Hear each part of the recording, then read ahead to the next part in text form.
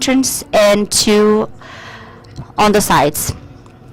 Please stand clear of the halls, and it's forbidden to walk in with food or drinks. In case of emergency, please remain calm and follow the instructions from the brigade. They will be identified by red lanyards and yellow coats. At CETESB, working with safety is caring for everyone, is caring for those who care.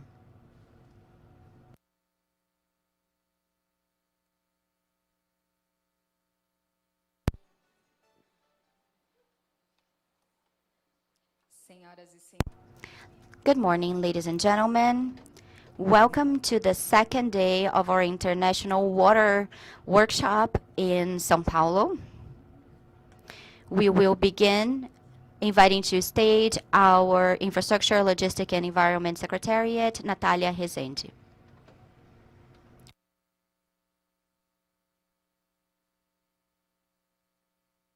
And our Deputy Secretary for Water and Sanitation, Cristiano Rezende.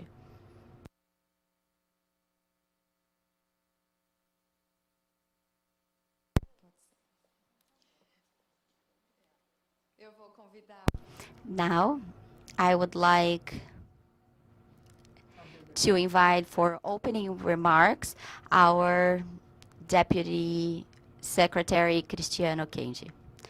Thank you very much. Good morning, everyone who came here in person. Also, for those of you who are connected on YouTube to this second day of our International Water Congress, organized by SEMIL and SABESP.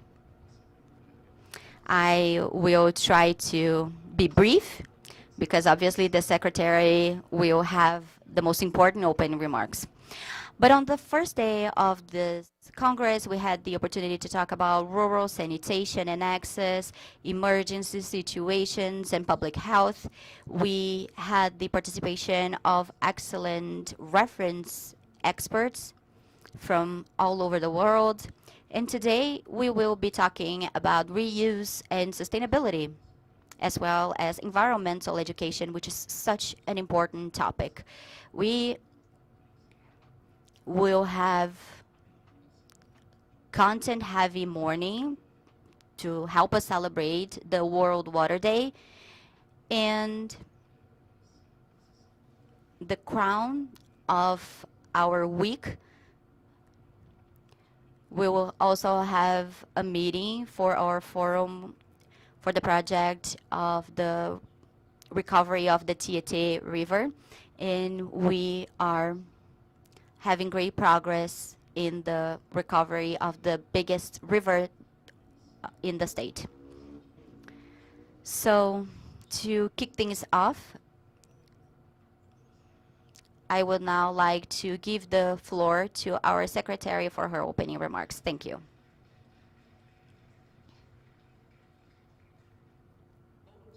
Good morning. I am so happy to be here, especially at an event that talks about the most important asset that we have, which are our water resources. We must appreciate it, and also we must discuss about it, because for a long time, people thought about water as an infinite resource. But more and more it becomes clear to us that yes, it is a public and limited resource that has to be planned ahead, understood, and worked on collectively. We need to prepare for the climate change scenarios, as well as understanding conflicts for water. And it all poses a challenge. But through technical discussions with highly skilled and competent people, such as each and every one of you who have joined us, to look for ways to move on. So, Cristiano, I would like to thank you, and on your behalf, also thank our team that's so dedicated, so competent, working so hard every day. So yes, we can make progress in a concrete way. And I am extremely grateful that you are my deputy secretary. And also on your behalf, we would like to thank you to SABESP for leading this event and this agenda. And to us, it is an honor to host this event here. Hopefully, it will be the first edition of many, given the fact that we are talking about such an important topic and a topic that is a #1 priority in the state of São Paulo. The first day you have discussed about public health and rural access, and it must be a priority because in many concessions and contracts in Brazil, I often see people disregarding rural areas. No one talks about rural sanitation, and it is a must, right? To have universal access, we also must consider the slums, we must consider rural areas, the hard to access areas that are just as important or maybe even more important to the state. That was one of our biggest concerns when we started analyzing the 645 municipalities in São Paulo to work on the universal access program or the privatization of SABESP. And we need to have this planning that is in line with the universal access. I remember that when I was working on my PhD, my mentor said, sanitation is just one of the users. So we need to take it into account and look at it as a whole. And I used to say, yes, it's true. However, if we do not understand the whole chain, we will never be able to overcome the challenges that we have ahead of us. So that is why at our secretariat we have a unit specifically for sanitation, water, sewage treatment, and solid wastes. And in order to do that, again, we need to have a view of the whole chain and taking everyone into account. And let me give you some examples that I believe are pertinent. When we started taking a look at SABESP contracts, and I mean, we have SABESP's team here, so I think it's a good moment for us to remember this story, because there were several areas that were not contemplated in the contracts. For example, Vale do Ribeira, which is the most vulnerable area in the state of São Paulo. And 40% of that area was not considered within the contract because it was a rural area. In Salesópolis, for example, there were more than 4,000 households outside of the city. In Tietê, we were talking about 100,000 households that were not contemplated because they were considered to be rural areas, and we cannot accept that.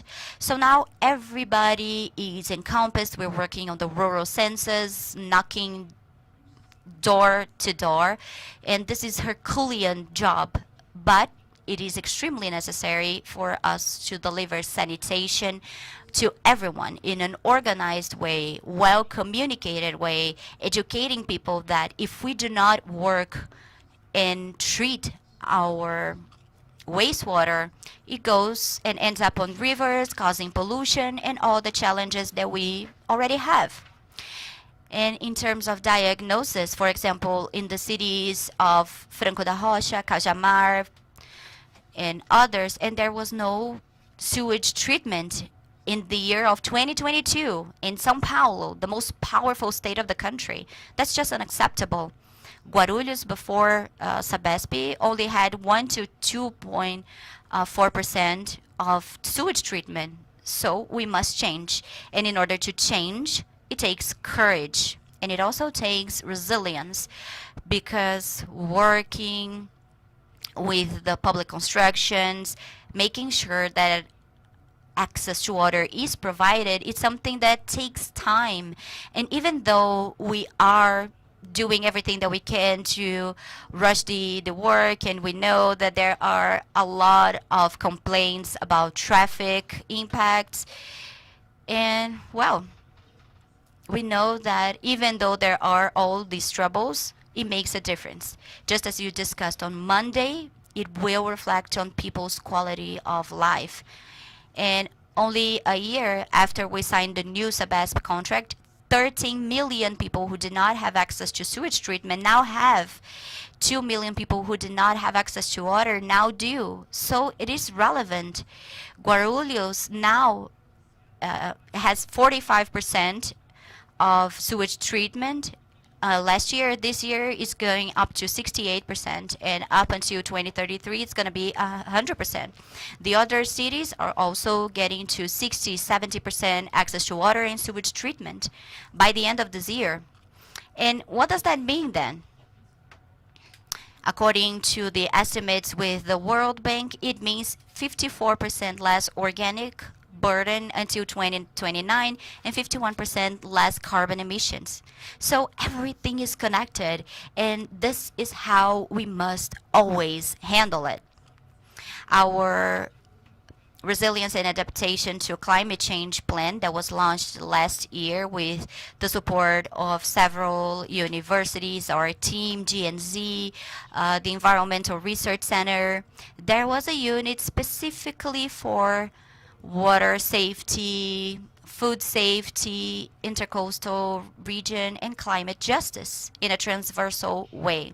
So bringing people along and leading people to see slums, to see the rural areas, that is climate justice. And it is extremely important. So when we go to Vila Gilda, for example, which is the biggest tilt house slum in Brazil. We're talking about 30,000 households, and we can see that they finally have sewage treatment. And in the past, people, animals were walking around the streets in the middle of waste solids. And that makes a difference. I even cried because it makes a total difference on people's health and quality of life. And oftentimes it's something that we do not see because it's disguised or hidden. But understanding the impact of all of that to our water sources on this World Water Day, not only this day, but the entire year, is extremely relevant. According to our plan, we have this climate strategy and sanitation strategy that goes until 2050 and 2060 respectively, so that regardless of the person who is in charge, we will be able to deliver this legacy. We create policies for the state and not the government. So the state goes beyond the governments. And when Cristiano told us about the FIAR, which is this event that we will have tomorrow, this meeting, I again would like to highlight the importance of having all of us together, because the Tietê River starts in or is born in Salesópolis, and it crosses through the entire city of São Paulo. Our rivers usually go to countryside and not to the ocean, which is usually how it goes. We can see the entire stream of this river and understanding what is necessary for us to improve or to recover this river. And it is not just a work about the more than 2 million connections of increasing our river that will increase for more than 16 to 22,000 liters per second being treated. And it is extremely important to recover the river, but also to provide access to everyone. It is about working on cleaning the rivers, recovering the rivers, and Nelson works with it every single day. And I am so happy, so proud of you and the work that you do. It's amazing work, really. And the creation of ESP Aguas is extremely relevant to us because, just like I said the other day when we were celebrating the 40 years of SEMIL, we can see that it is a huge priority that we have here in São Paulo. It's about looking at the future right now.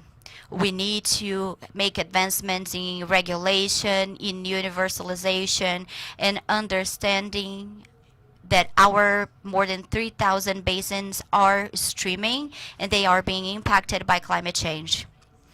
Usually we have the situations when in December we have both droughts and floods at the same time in several cities.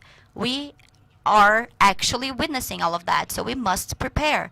We must look at sewage treatment, but also draining, macro draining as the state does, but also the so-called micro draining.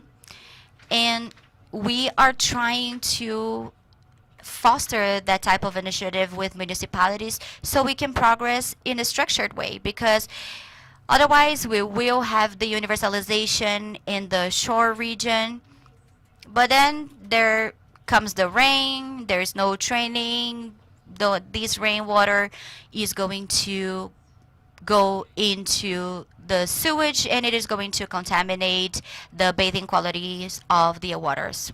That is why we again have to plan with all the municipalities, because there's no use just starting to construct draining areas in a region that is just gonna go down and impact the other or neighboring cities. So that's why when I started working with it in 2023, only 130 cities have had their draining plans, and they were in its majority out of date. So we started working with different committees and different basins so we could actually have a good planning, and we could advance in a concrete and advanced way. And Nelson, you may say that now in Alto do Tietê or Pinheiros, we have removed more than 5 million cubic meters since 2023, and that helps a lot. And if, of course, it's not going to solve all the flooding problems that we have, because of course we have people living on the shores, and we have been working with all of that, housing, communication with the communities, so we can understand the environment, as well as understanding that people oftentimes live in places that are vulnerable in case of rainfall. So that requires dialogue, explanation, and it does help. We had worked with more than 14 cases of the desedimentation or the devegetation have gone through a terrible downpouring area, and they didn't have any floods at all. So that shows how far we've come.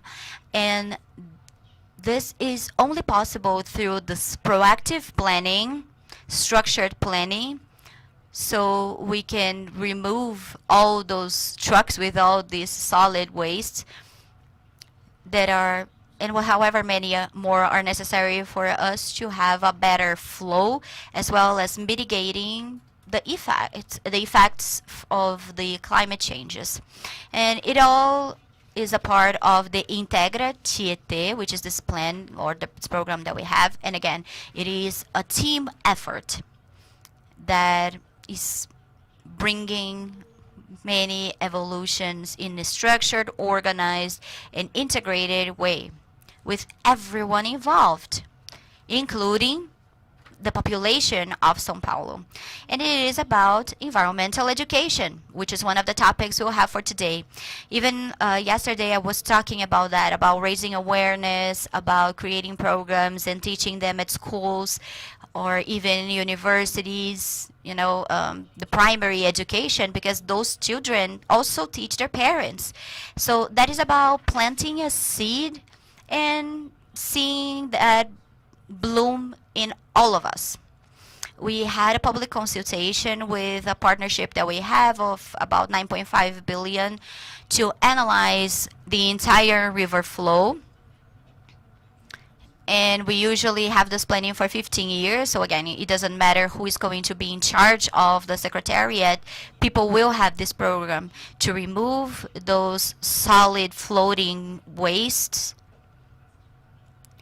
because of course they have to be removed with those eco barriers. We also need to restore the margins of the Tietê River, because we will recover the pride that we had on the Tietê River and its affluents. And again, it is only possible through community education, because we don't want to have garbage there. Of course, there is natural solids, and it is important to have this type of cleaning and this natural flow. However, without trash, without garbage, it generates high value, including generates jobs and generating energy, circular economy, composting. So that is why we are working with different programs. Cristiano is the expert on solid wastes. And of course, we can only do that with raising awareness, with education, and involving everyone around. So again, this is why I am so happy to be here. I am so happy about this initiative of hosting this Congress that hopefully will be the first of many, because again, this discussion with the right people makes all the difference. Sometimes it's not going to be tomorrow, but many years from now, and what it will resonate, because it's through structure change that we can actually improve people's lives. So again, thank you for giving me the opportunity for this opening remarks, and I am at your disposal for any questions or comments or suggestions that you might have. And yes, we do have many challenges, but we are moving along in the right way, with the right structure and with the best professionals available, not only in São Paulo, but in the country and in the entire world. So I wish you all a great day. Thank you so much for being here, and it is a pleasure to welcome you. May we have a great day. Thank you.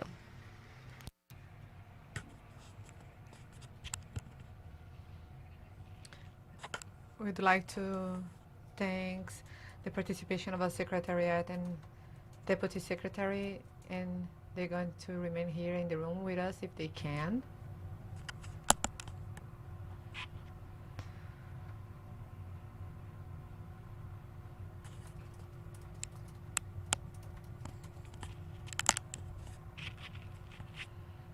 So let's start now.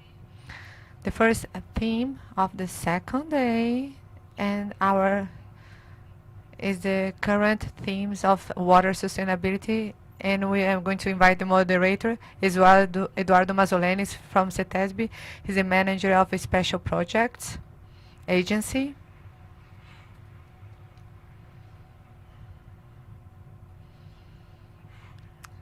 We also have here José Carlos Mirza, the titular professor of a Polytechnical School of USP. He's going to talk about reuse and circularity. Nelson Lima, SP Água's director.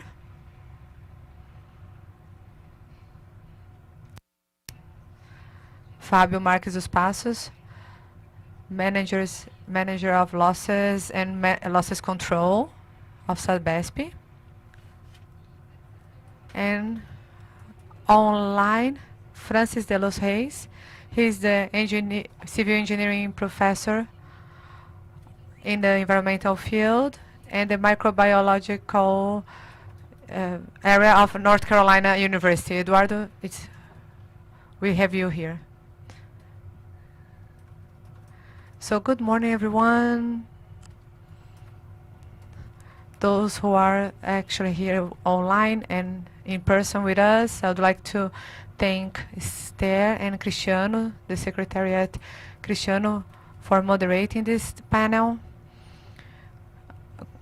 relying with such interesting experts that are going to share their opinion with us here today, and to debate such an interesting topic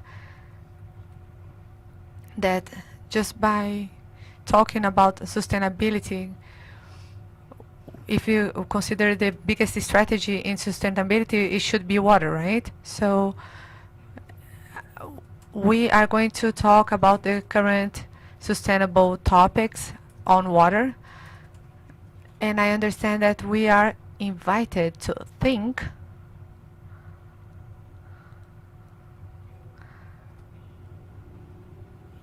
when we were talking about sustainability on water from an integrated approach.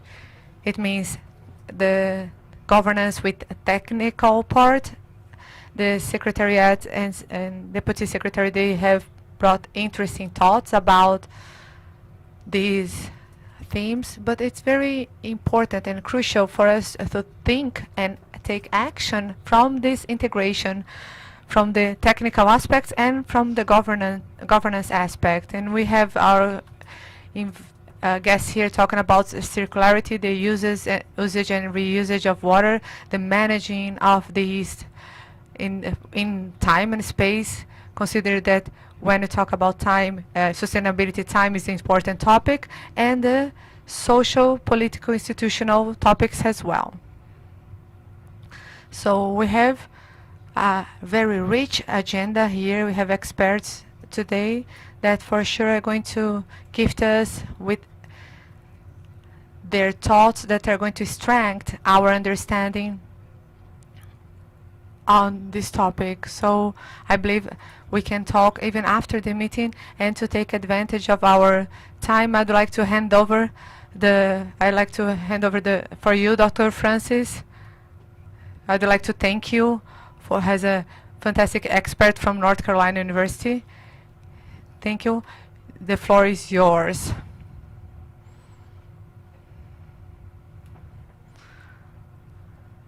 Dr. Francis, can you hear us?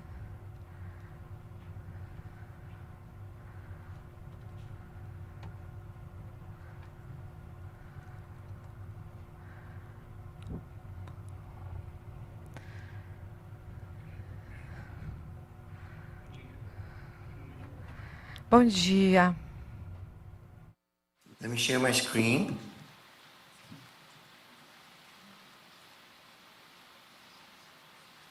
And I hope you can hear me. Okay. And first of all, thank you very much for the invitation.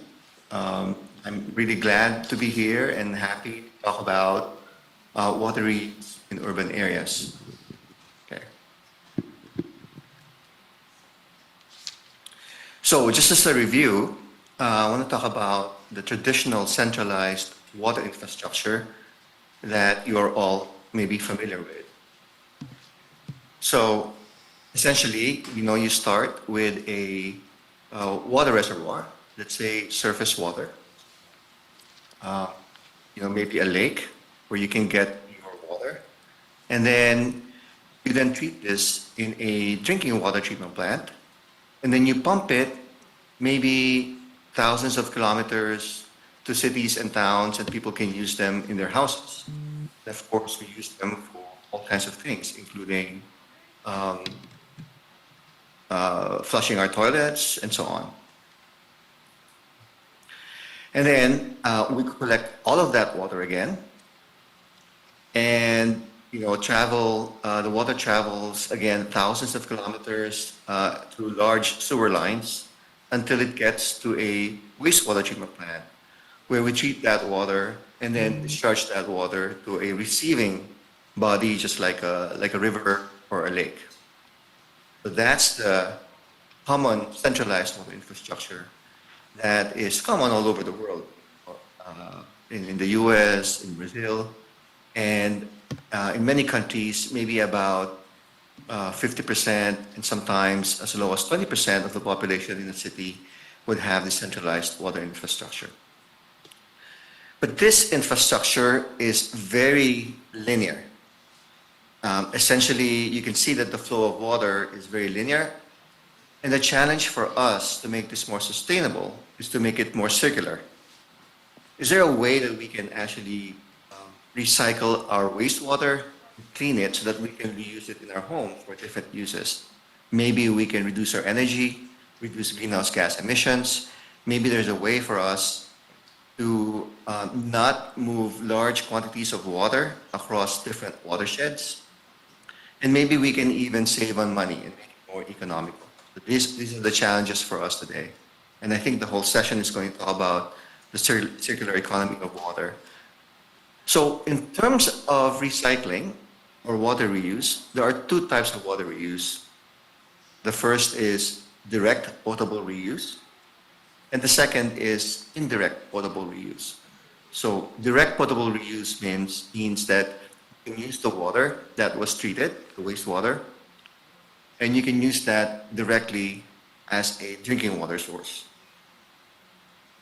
Now, indirect potable reuse means that you don't use that directly, but it might pass through a reservoir or a lake or a natural body of water before we extract it again for drinking water. So those are the two general options that we have.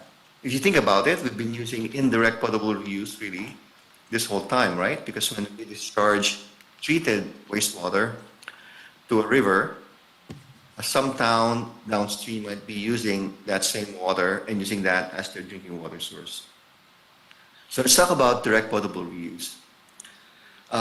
There have been many changes in the US in terms of direct potable reuse. People might think this is something that is not going to be acceptable because you're treating wastewater for use again as drinking water. And the issue here is that in some states, some places, for example, California and Florida and Texas, the water supplies are not very high. And there is really a need to conserve the water and reuse the water. So in some places, the water supplies are pretty low. And so California, for example, about 2 years ago, decided that they are going to have direct potable reuse regulations because they're anticipating that they're going to need direct potable reuse. And that's now actually scaling up around the world and around the country. So when you think about direct potable reuse, what are the different technologies that are needed here? So first you start with wastewater treatment, traditional wastewater treatment on the left, and then that water undergoes advanced purification. And so the things that are required in the US are at least 4 technologies. And I list some of the technologies here. So ozone is one, and that's used to oxidize contaminants, including organics that may be in the wastewater. So for example, if you have maybe leftover emerging contaminants like pesticides or antimicrobial resistance genes, you can ozonate that and oxidize that. And then you have biological activated carbon. That's the next step, because when you oxidize, you make the organic matter easier for the microorganisms to degrade. And so now you have activated carbon that actually has biological activity. And then after that, you might have membrane filtration. And then finally, reverse osmosis, which is a very fine membrane to make it almost like drinking water. And then you can have your disinfection, have UV, advanced oxidation processes, and more disinfection. Now that water now can go straight to your drinking water plant for additional disinfection, or it can go straight to houses for distribution for use. So you can see that direct potable reuse has a lot of these technologies involved. Here's an example of a demonstration project in San Diego, California. And you can see some of the direct and indirect reuses here. Actually, this is more of an indirect reuse. But the wastewater goes to the wastewater treatment plant, the water reclamation plant. That effluent is good enough for things like irrigation and manufacturing. But then you have an advanced water purification facility, and there you have membrane filtration, RO, reverse osmosis, and then additional advanced disinfection, UV and peroxide. Then that water goes to the San Vicente Reservoir, and from that reservoir, the drinking water plant takes that water. So this is actually an indirect potable reuse project because it goes through that reservoir. But you can see that advanced water purification facility allows that water to become indirectly a source of drinking water for the city of San Diego. It's growing in California. As of last year, here are some of the potable reuse projects in California. And the blue ones are the ones that are planned And the red ones are the ones that are already permitted. In other words, you can see that a lot of potable reuse projects in California are coming into play. And in Los Angeles alone, and again, the units are AFY, acre feet per year. And so essentially, if you think about it, it's about, the planned one is about, 1,377 MLD, million liters per day. This is just Los Angeles. And you can see the existing and the planned potable reuse projects all over California. And again, the situation might be different for a place like Brazil. Perhaps there's a lot more water in some of your watersheds, so you don't really need to do direct potable reuse. But in many areas around the world, there's not a lot of water supplies. And so this is becoming more and more necessity.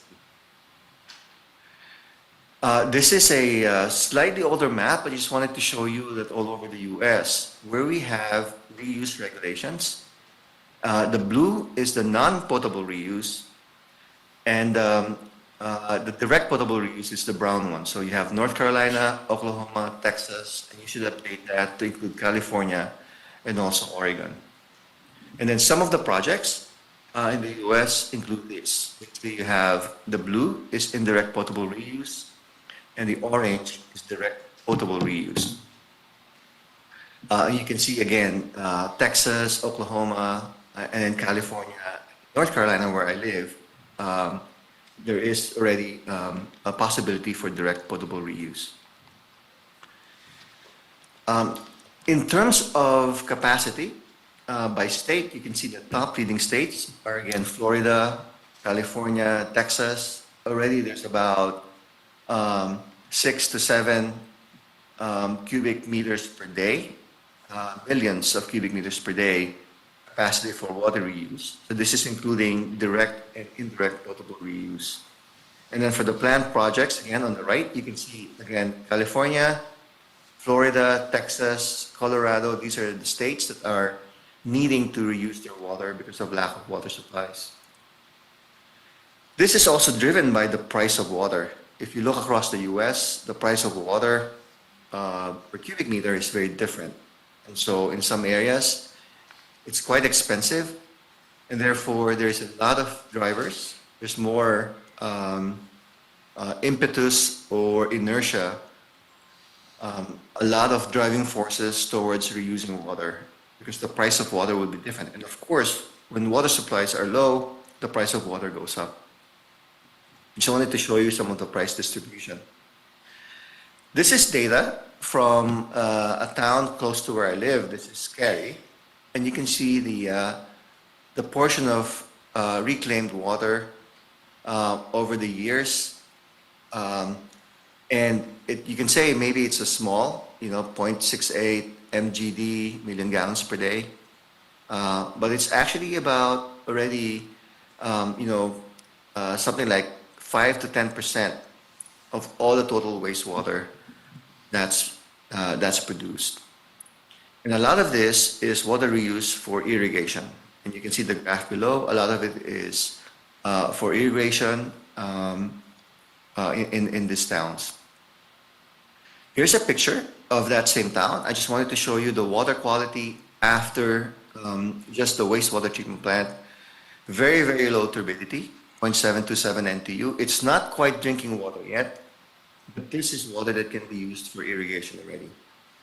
And just to show you how it's done, at the treatment plant, there is already an indirect potable reuse, reclaimed water station. So trucks can come in, they can fill up the water and use that water to irrigate. So landscapers and businesses can go in there, even households can go in there and get water for irrigation. Here I'm showing the water tank for the reclaimed water. It's a 5 million gallon tank. And then in the town itself, there are lines that go all the way to the subdivisions, to the houses. And you can see the signage, it's all purple. It says do not drink. And you have an automated system for irrigation. You have pipes going to the towns, and they use that for irrigating and watering the plants. And here's the example of the connection That's at the household level. So this is at the individual houses, and they can use this to water their grass and water their plants.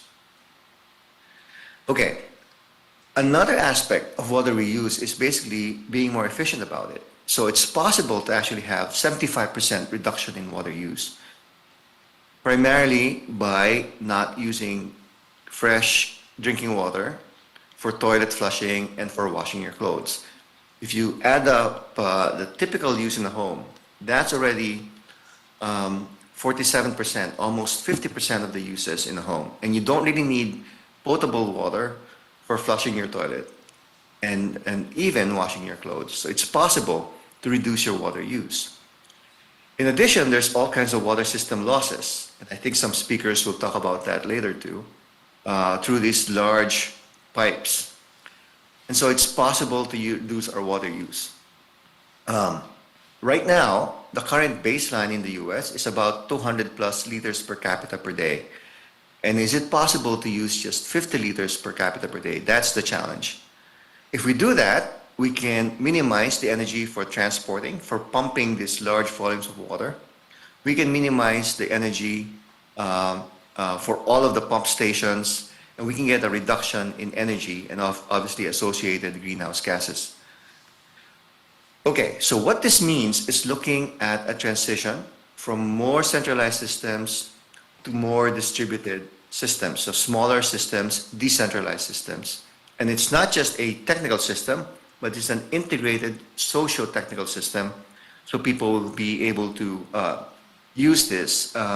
Community should be able to accept and use these technologies. And when we say decentralized systems, we can talk about not a whole city, but maybe small communities, maybe clusters of houses, maybe 10 to 20 houses together, and maybe even a single house. And there are many advantages of doing this. There are economic advantages, there are environmental advantages, and there are social advantages. So you can spend less, you can meet new demand, maybe you can generate jobs within local communities. You can reduce the energy footprint, as we talked about. You can allow opportunities for resource recovery and maybe even green spaces. And there are even social advantages to decentralized systems. So I'm going to talk to you very briefly about how this can happen. And again, this is more conceptual, maybe something for the future rather than something that's happening right now. But the idea is that the smaller systems are harder to maintain and operate. You know, you don't expect households to operate and maintain their systems, or even small clusters of houses. So what you want to do is to have a centralized technology, centralized operation and management and maintenance. And you can do this if you have sensors. If you have technologies that can alert you if there's a problem, then you can have what's called a wash circuit rider, and they will only go and maintain and solve problems. They don't have to be there all the time. You can save on labor if you have electronic and internet connected sensors and monitoring of the water quality. So that's really the dream. Now, at the most decentralized level, is it possible to do water reuse inside a house? So here I'm showing a diagram of a house. Maybe the water is coming from different sources. That's okay. But you can see different pipes from the toilets, from the sinks, bathtubs. And so you have gray water, you have yellow water, and you have the toilet water. And you can separate them and treat them differently and then reuse them differently within the house. Again, you don't need to have clean drinking water to flush your toilets. So how would that work? Okay, so maybe there's all of these technologies that are involved, maybe at the basement of the house, or maybe in a garage. And again, this is the house of the future. This is not happening right now, but I'm dreaming that this is going to be the future. So how will this work? Here I'm going to show you a typical house. And this is the gray water lines, right? You can see where the sinks are, the bathtubs, the showers, and you can collect that, and that's your gray water treatment. And that gray water can then be used for flushing toilets, for example. Okay, so that's non-potable reuse. And you can also have non-potable irrigation. What about the yellow water? If you have a urine separating toilet, so the urine is collected separately, that water is high in nitrogen and phosphorus, and you can use that for irrigation also, because plants need that. What about the toilet water? That would have a separate treatment also, and that might have a decentralized solution. On the left here, maybe a leach bed of some sort. And that is basically, how you can imagine all the different pipes and technologies happening. And finally, I want to give you an example that's happening right now in the US. There are already apartment buildings that are reusing water within the building. So in the basement, they have treatment for their gray water, and they also collect rainwater. And this particular building, the Soler building in New York City, they're already saving a lot of water every single day because of the reuse of gray water. And it's an on-site, decentralized treatment in the basement of the building. So I just wanted to alert you too that there is a new coalition happening. This is called BUILD, Building Infrastructure Locally for Decentralized Water Systems. And just earlier this year, they devised an action plan for public health that includes thinking about the risk management framework. How do we assess the risk for chemicals and microbial contaminants? Obviously, pathogens are an issue, but then also chemicals will be an issue. Are people going to be safe? And so we have to think about a public health risk assessment and risk management approach for this. Second, we have to emphasize sustainable technologies and innovation, like we talked about. And they were calling for things like, how do we reduce pathogens? How do we use test beds for validating technologies? And how do we advance monitoring and sensing? And then obviously capacity development. We need a new kind of workforce. We need more education of the public. And we also need to have asset management. We need to figure out what we already have and what we need to change so we can do water reuse. And then finally, communication. We need to communicate with our public, with our policymakers, with our governments, and our utilities. So we need all of these things. We need to have policy changes. We need to think about regulations. Again, supporting technologies and alternative technologies for water reuse. We need to work with communities, make sure they're involved, and develop ecosystems that include companies, the private sector, the government. And we need to rethink our engineering and science workforce because there's going to be a new kind of workforce associated with water reuse. And then hopefully we can always say this will benefit not just the people who are already rich, but people who are at the lower ends of society, the people who are more marginalized. And in the future, I hope that water can be really accessible and we can do it in a sustainable way. Thank you very much.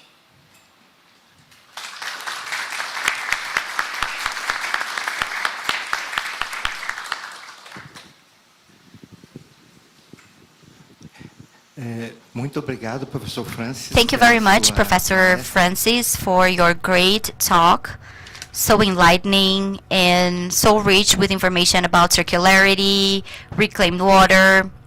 And at the end of this round, we hope to have the opportunity to talk to you and ask questions. Now I would like to give the floor to Professor Miesva from the University of São Paulo for his presentation. Hi guys. Well, as a professor, I of course have my cheat sheet and I want to stand up and I want to walk around for my presentation.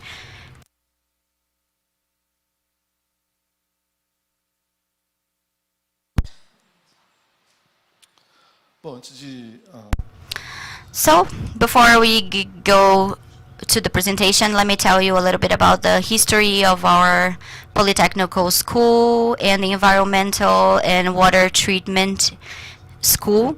Our focus is on the use of water resources, focus on the improvement of the quality of life of the population, as well as some of the measures that we can take to ensure this is not my presentation, okay, but hopefully we will get it right soon.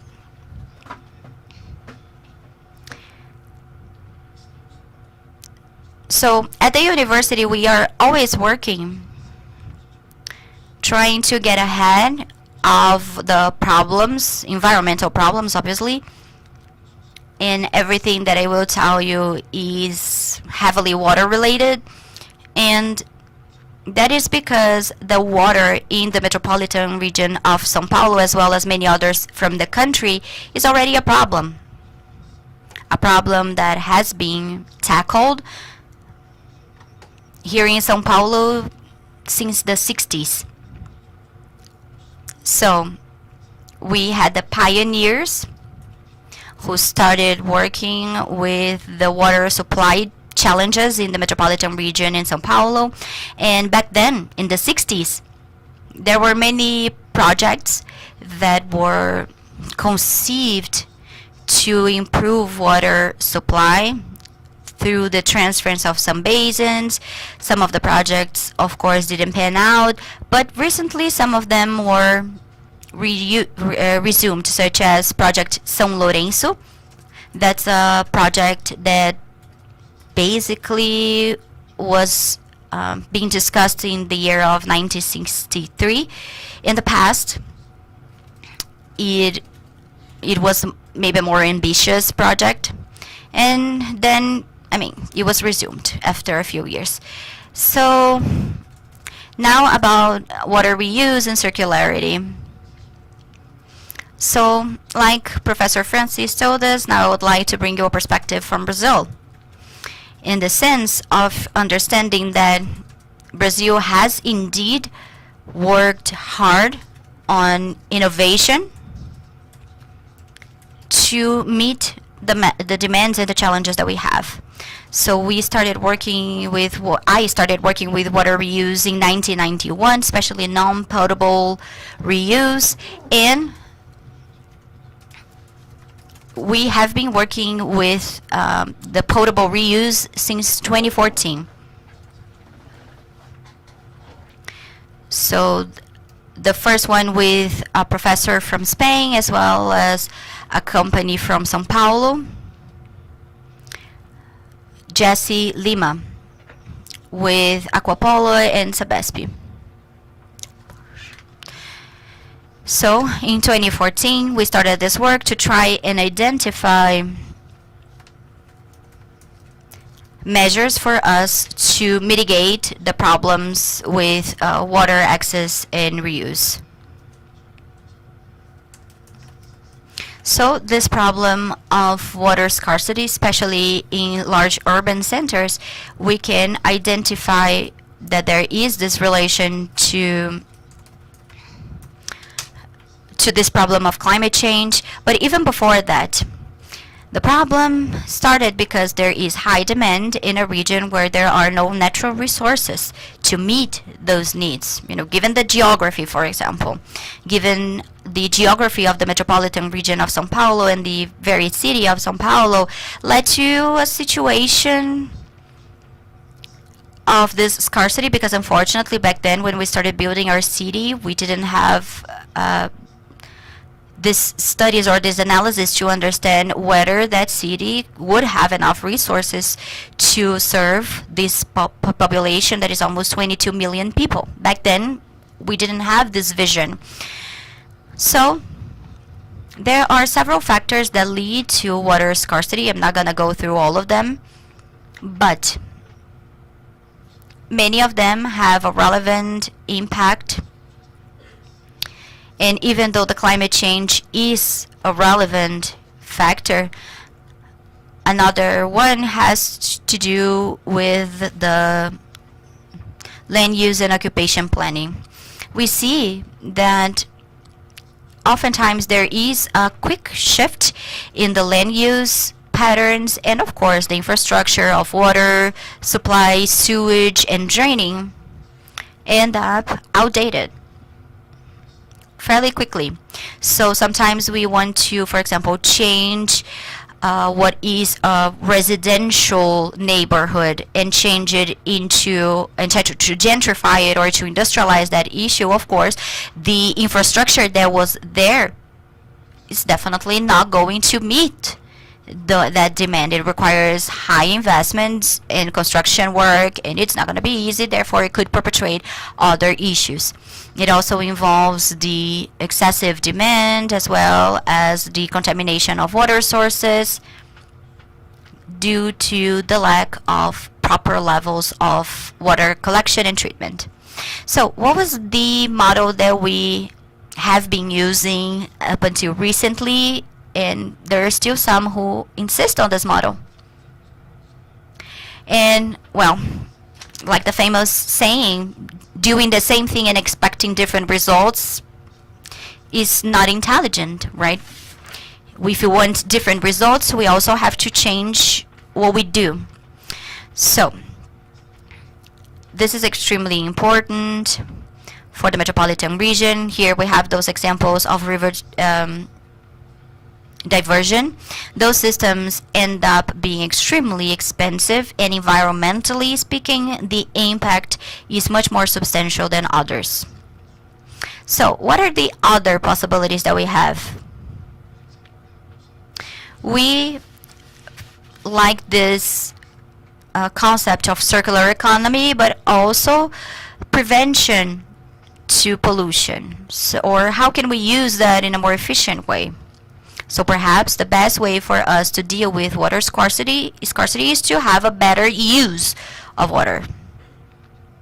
So maybe developing more efficient equipment, which the industry has already done, but also working on fostering water use behavior that is more coherent to the water restrictions that we have. And it could always help, all of that could help us with that.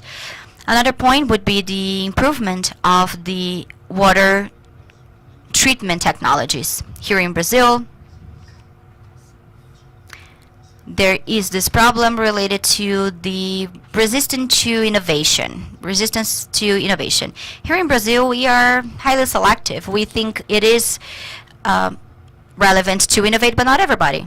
For computers and phones, yes, we must innovate. We always want to have the faster, the best, and the most efficient equipment. But when we talk about sanitation, about water treatment, then we say, oh no, maybe that's not so necessary. We already have a good technology, something that works. So we end up always keeping what we already have, and it's a mistake.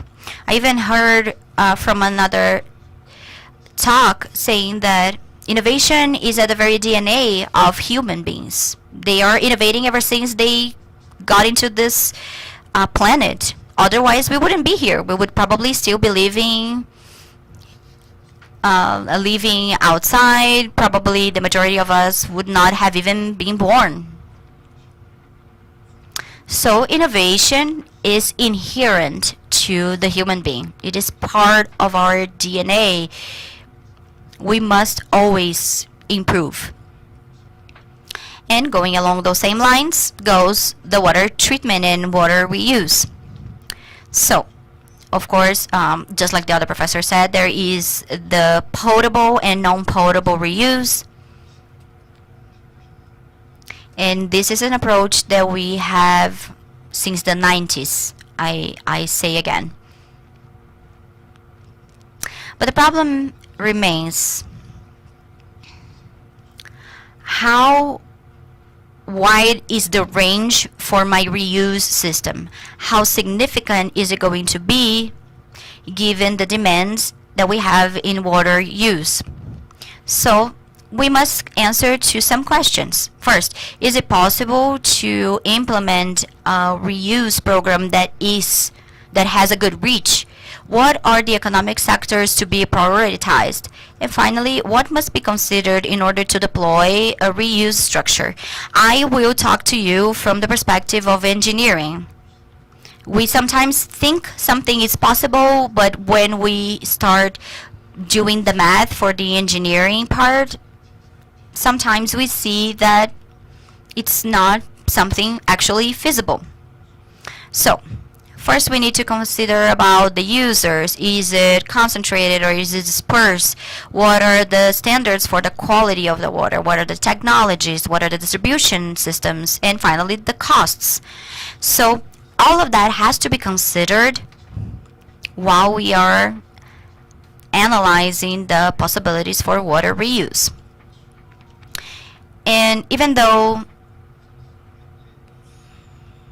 we sometimes have this idea that the country is pretty much stuck and it's not advancing, the truth remains that yes, we have been having great advancements in terms of reuse. The problem is perhaps how we have done so. So we started for the industry with the first program launched by Sabesp in 1998 with the water availability for current codes. Then we had another project for Center in 28, and then in 2012 we started with the Aquapolo project, which is iconic in the world. It's one of the top 10 reuse water programs in the world. And most recently in 2024, the Sesam project in the state of Vitória with a production of 200 liters per second.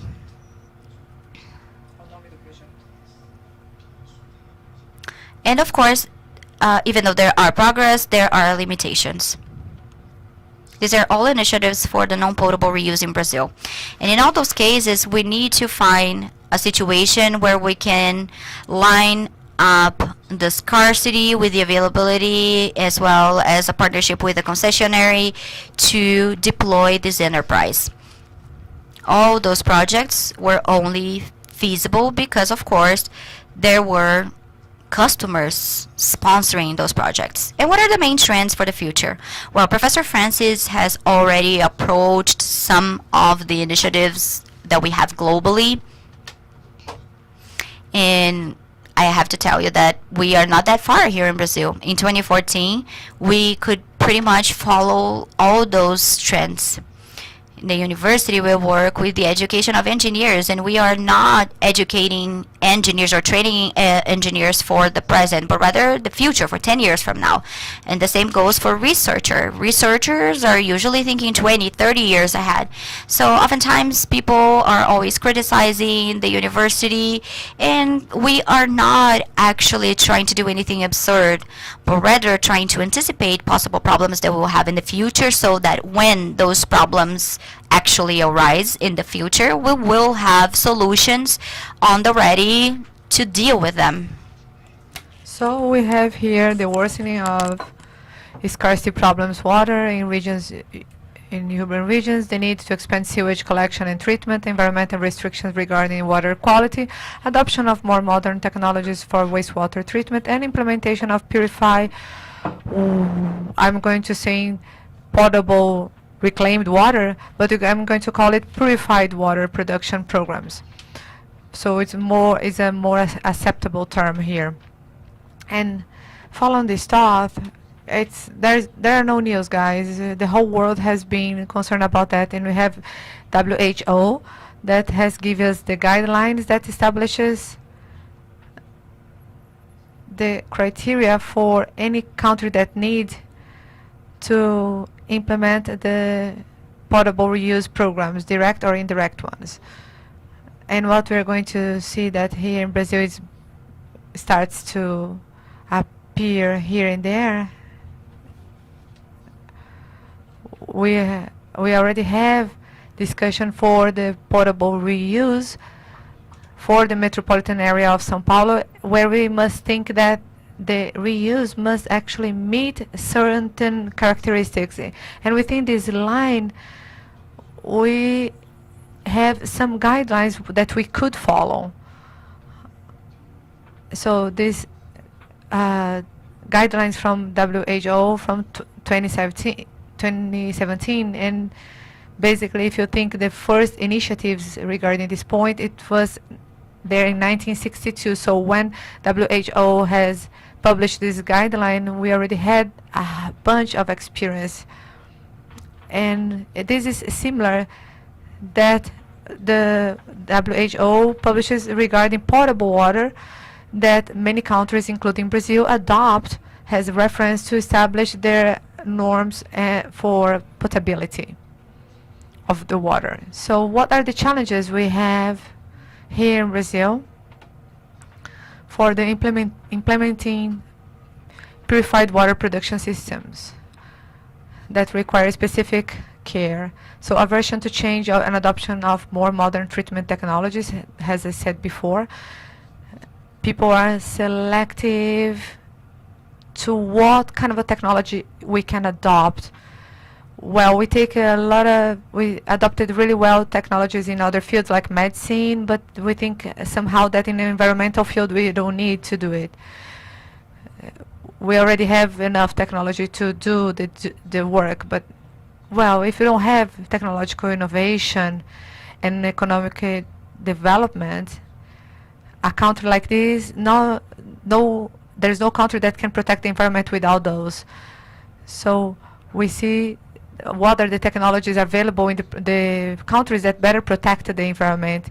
And second, we have the lack of knowledge about the subject. And then when there's an emergency of the subject, many people start to bring an opinion many times without the proper background on it. So there's a lack of debate with the public debate on the topic. There's a lack of discussing this topic with the society, because sometimes people can be arrogant. Oh, we did this in the university and we must push them our solution. Or the university have the one of their roles is to bring benefits to the society, and sometimes they have to bring these complex discussions for them to debate with, and also reluctance to include the topic on the agendas for discussions by oversight bodies. People start to say, nah, it's too complex, too tiresome, I don't want to do something like that. But when you see the problem of lack of water, or the number of hospitalizations we're going to have due the lack of quality with the water, this could be a much worse problem. And of course, there is a need to demonstrate the feasibility of adopting this practice in the community to generate this reliability within the population, or to trust the population to trust us. And you see that 2016 we have started a partnership with PCJ in the basin of Capivari, and we have implemented a plant of reclaimed water there, and we saw that it was started to be followed throughout the world. So we have brought a lot of different technologies, like the MBR technology, the reverse osmosis, photochemical filtering, activated carbon, the biological one, and activated coal. So we have done 5 different configurations, and we got to one that was the ideal one. So we have done this study that was first implemented with PCJ and SIHA, and then Unicamp from 2019 to 2022 has continued the study regarding other contaminants. So here we see the results of the different contaminants that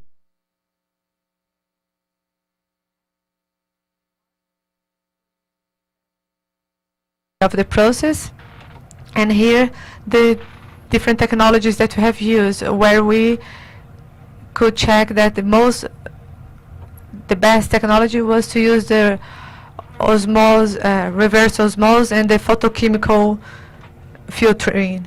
So we use also these technologies that were demonstrated by Professor Francis, and we have this economical approach for the GS Enema that is available for if you want to see this report, where we have studied the reclaimed water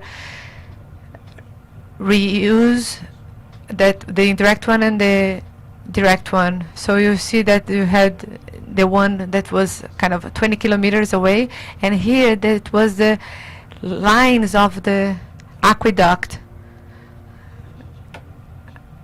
And we got to the costs, of course. And at the end of the day, we must.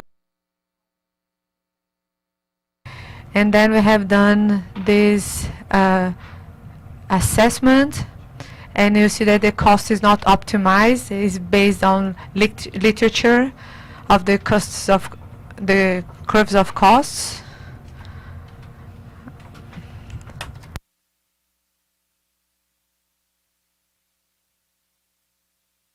Vou voltar? Não.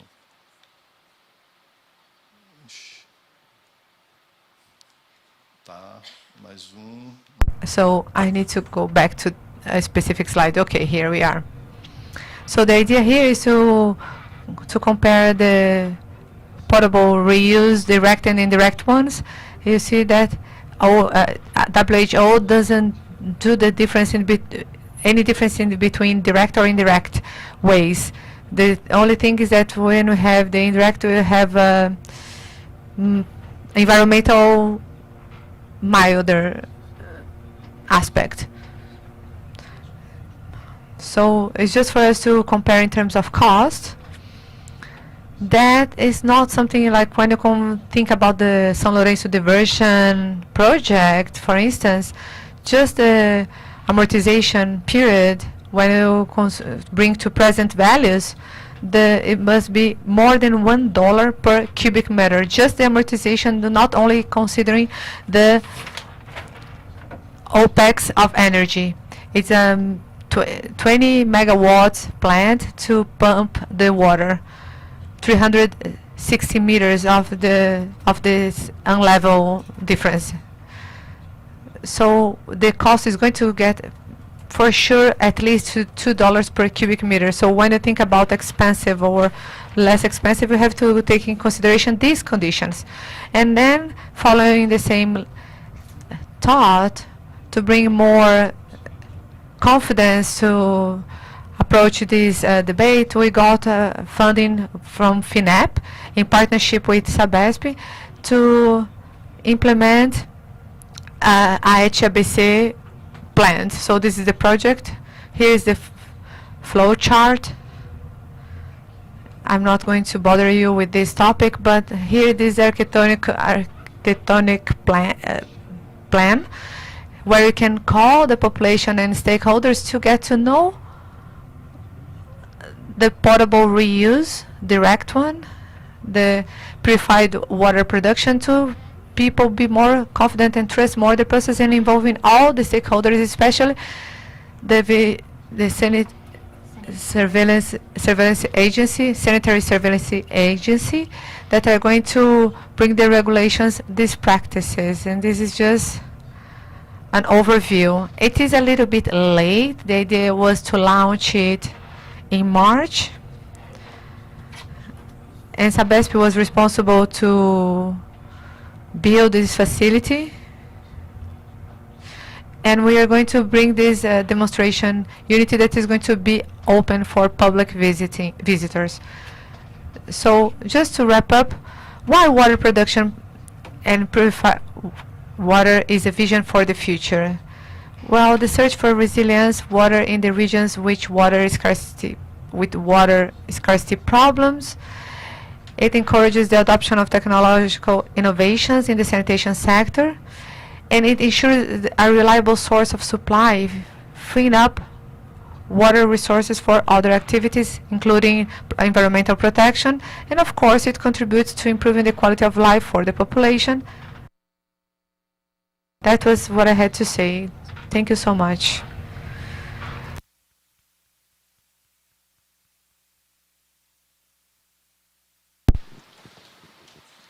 Muito grato.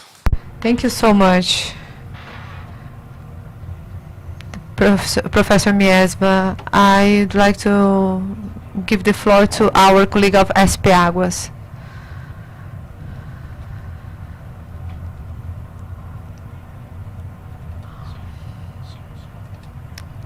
Sound check. Good morning, everyone who's here in person and online.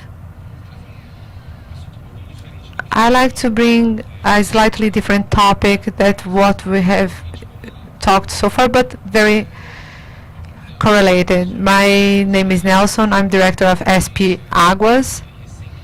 It's an agency that was recently launched. It was transformed, bringing all the background and the contribution that DAE has had from the water resources for the state of São Paulo.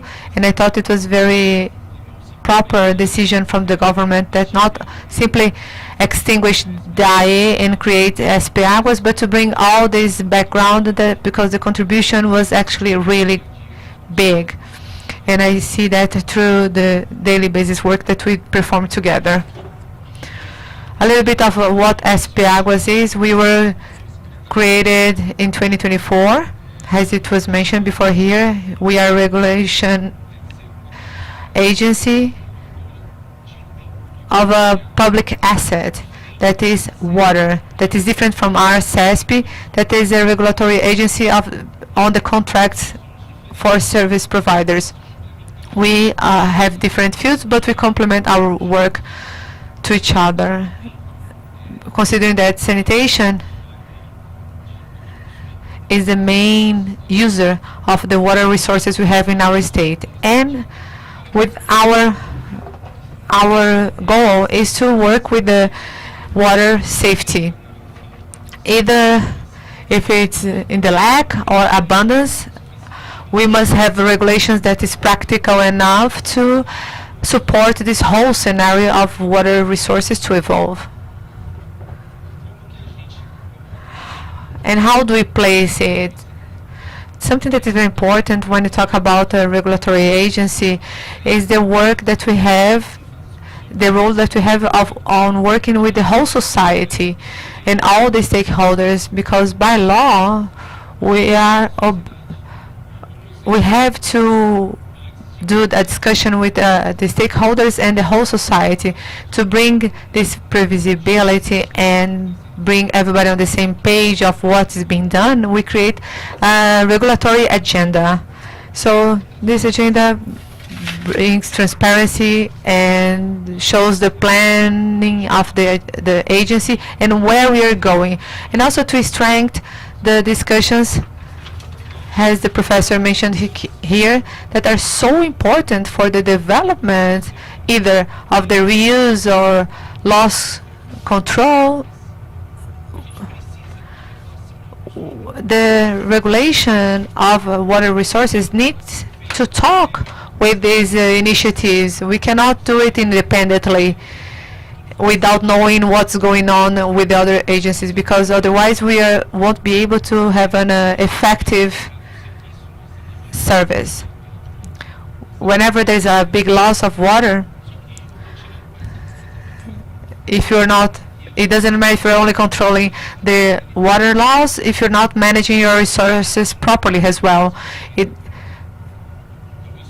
So we must tackle these problems within our regulations. We must find a way to incentivize the proper use of both of them. Are we going to do it by ourselves? No, we have to talk to our CESP that is going to talk to the operators and then bring everybody together in a virtuous cycle. We have a lot of challenges ahead. We have to work with that. What we have today in our regulatory agenda, we have 5 axes. It's important for you to know too that we have the regulatory quality and governance, and we have created a sector that takes care about the regulatory quality and governance. So they look at everything that you're doing and check if we are actually following the best practices.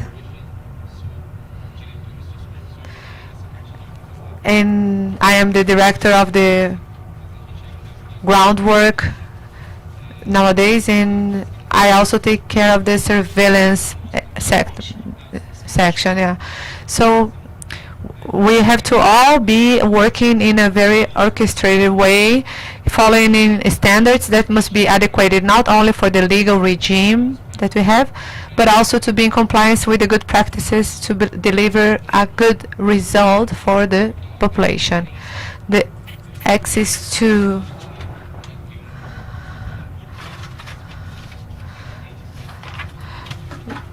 so we have the approval of the uses and interferences in the water resources, also the charge for the usage of water, the safety in the dams, and we have to also Axis 5 to take care of planning and sustainability of water resources looking at the future. So we have to look where we are going to.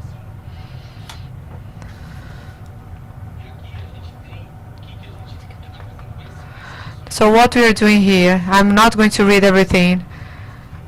So I'm going to bring this in general terms.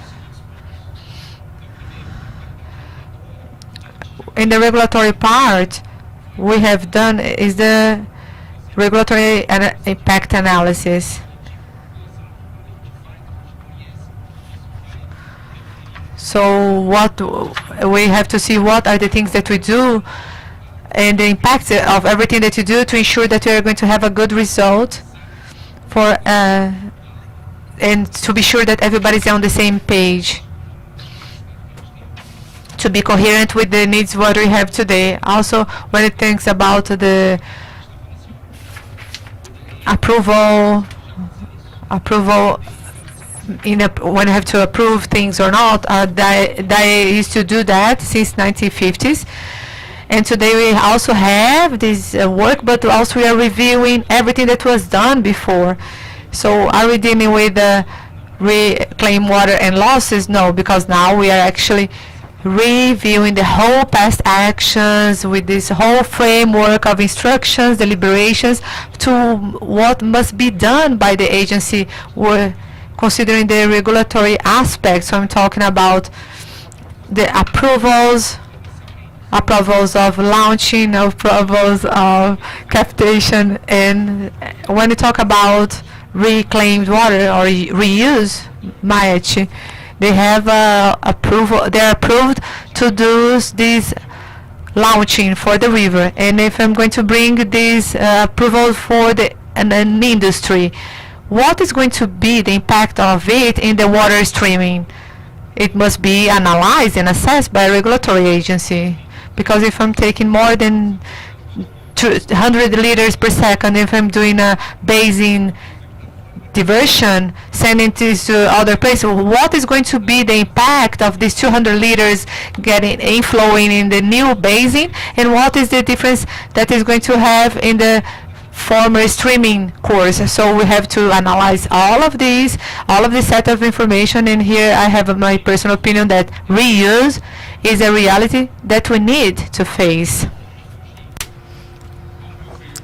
In my opinion, we cannot escape that. I believe that we already have enough technology, so all there's left is to have a better institutional and legal frameworks, and of course to make it all viable from the economic point of view, and not only for the companies but also for us who have to pay for it as users. Because if at a larger scale, it will be paid by all the users. So we need to be able to pay as users. The companies that are using the services or exploring the services, of course, need to have a profitable business so everyone can benefit from it. But reused water will oftentimes have higher quality than other waters that we have. And we usually just divert that bad water into the rivers and leave that be to naturally filtrated. So we are also responsible for some execution rules, talking about the operations, for example, between the rivers Pinheiros and Tietê. And I don't know if you are aware of it, but the Pinheiros River that has a flow of about 7 or 8 cubic meters per second. And when we work with this reversion, at the very first part we pump 150 cubic meters per second, and at the end of the line we pump up to 300 cubic meters during rainfall season, for example. And it would just require a lot of engineering efforts as well as control, because of course there are several entities involved in order to make all of that happen. It also influences in future plans, because all that water will go back to the Billings Dam.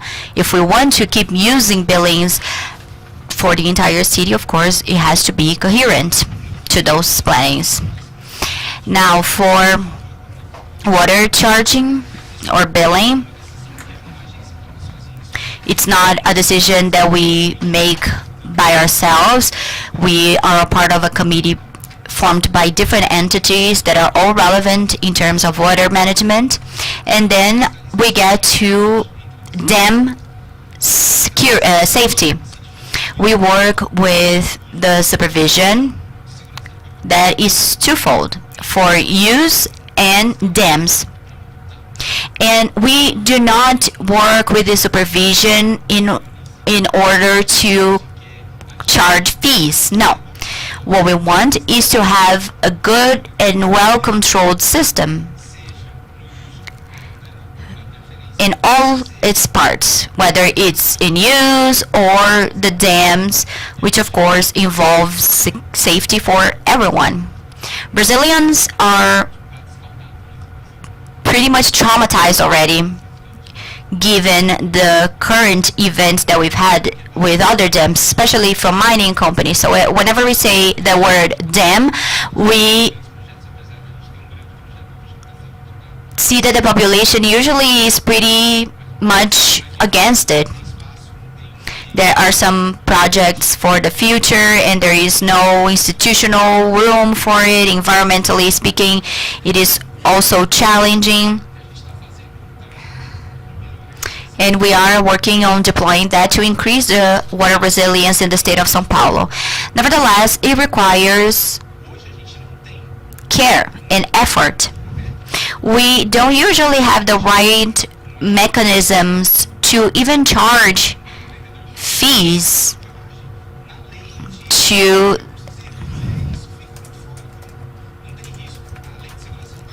so the federal dam and reservoir law follows a different framework, and we are working on it to try and deliver a more coherent regulation, even from small dams, small reservoirs, to the large ones. Even CETESB has already worked on it recently, and we are doing a similar work. Then other two impactful factors have to do with the water scarcity protocol. We are working on the standard testing, and we are also working with the planning with risk management, the other spectrum, right? The flood risks, and so on and so forth. As already mentioned, the cities were not well planned. Nevertheless, it was pretty much built over the rivers. Water brings prosperity, that's a fact. Nevertheless, we got just too close. Sometimes we are invading small waterbeds, which is pretty common in cities or in areas with low-income families. So, what is the protocol that we have for scarcity? We worked on actions that the agency could perform by itself to make sure that during droughts we could minimize impact, as well as work with regulation and raise awareness of what has to be done and what are the decisions that have to be made.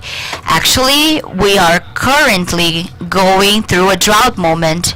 Our main reservoir here in the state of São Paulo was operating under 20% of capacity. Now we are back at 44%. Nevertheless, it's still not comfortable, considering especially the next rainfall season that we will have. So we actually put the system to test because this new scarcity protocol was just launched, and by coincidence or not, we were going through a drought during the implementation of the drought protocol. Then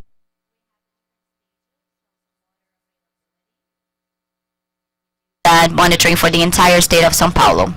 And how do we get to the alert states?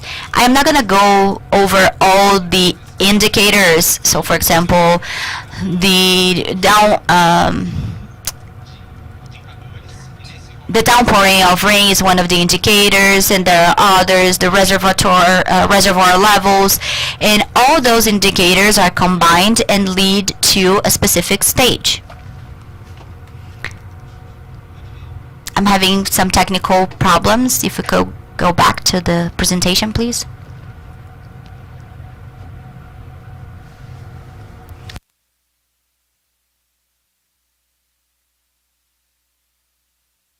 Eu acho que eu pulei uma. Eu acho que eu ficou escondido no. Baixa pouquinho, por favor. If you could just go back to the other one, I think I hit the slide. If we could go back to the presentation mode, so out of presentation mode. Oh, okay, I'm just gonna skip it. It's gonna take too long. But anyway, there is a map, and the map shows the different stages for all the state, and we assess if we have to communicate a scarcity alert. We have two systems that are currently in the situation, Alto Tietê and Cantareira. And if we get to that, to our website, you can see the evolution, the monthly evolution for the entire state of São Paulo. So you can see the different categories, we can see the situations, and we can see that sometimes it is like an emergency situation, because if in a specific area there is a lot of rain, but the crops are not growing up or blossoming at the right quality, we can see that that basin is at a level that requires attention. So we considerate many indicators. We have a full assessment process to make sure that we have the full view of all the areas. But currently we have those two systems that are currently in scarcity. For other cases, we sometimes can remove the approval of some of the reservoirs. We could even cut down the approval from users. Of course, this is a critical or radical measure that we usually do not do. So now it's not working again.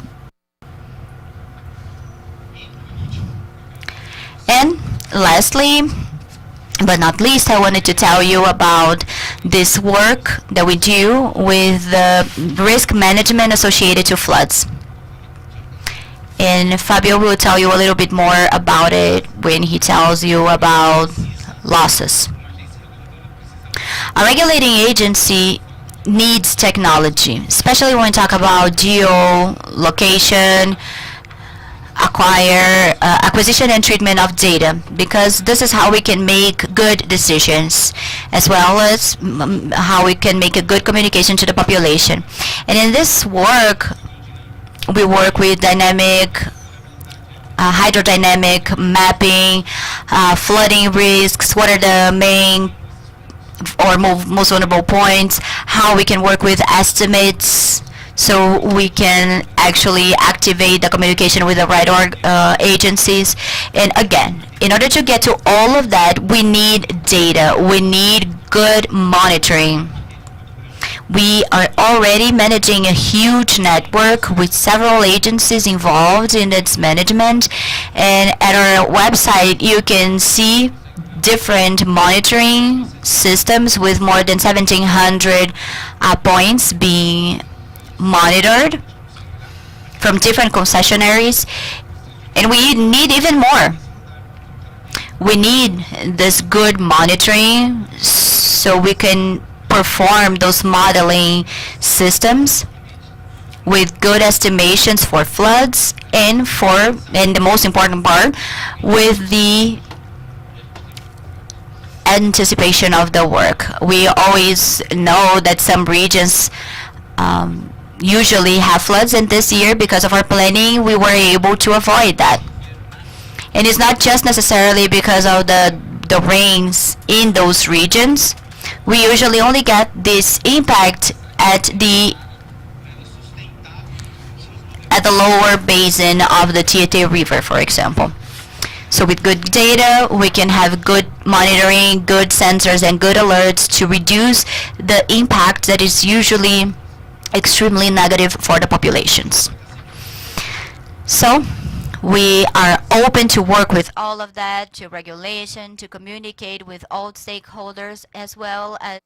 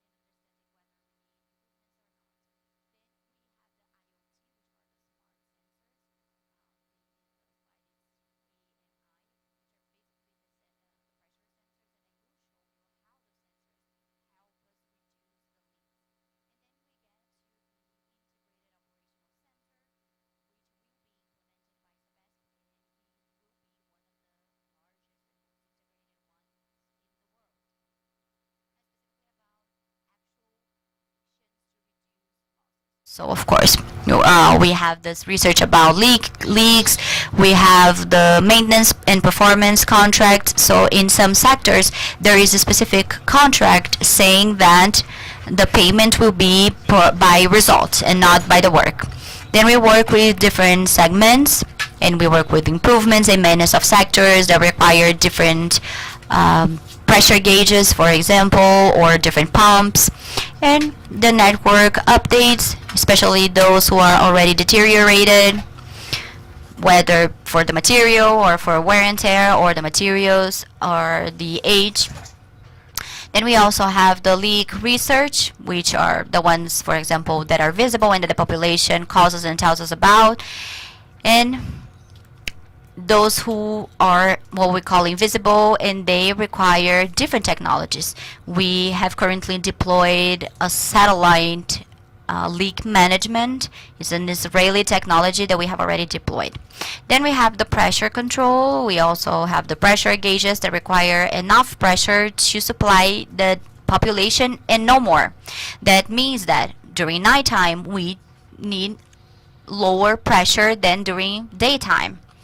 And one of the main indicators that we have for leaks is whenever the pressure during nighttime is pretty close to the one during daytime. We also have the deployment of new technologies, some of them that we are already testing this year. For example, the smart balls, as we call, or smart sensors. Then we also have these smart sensors that pretty much work with the auscultation of the network. And then the pressure and noise sensor using.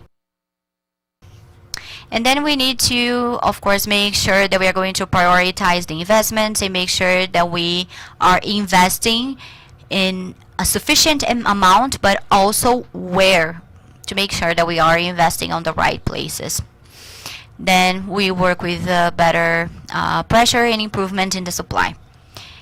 Then this is an illustration of what is going to be our operation center, that we will work with indicators for all the steps of the supply, treatment, collection, diversion, as well as losses.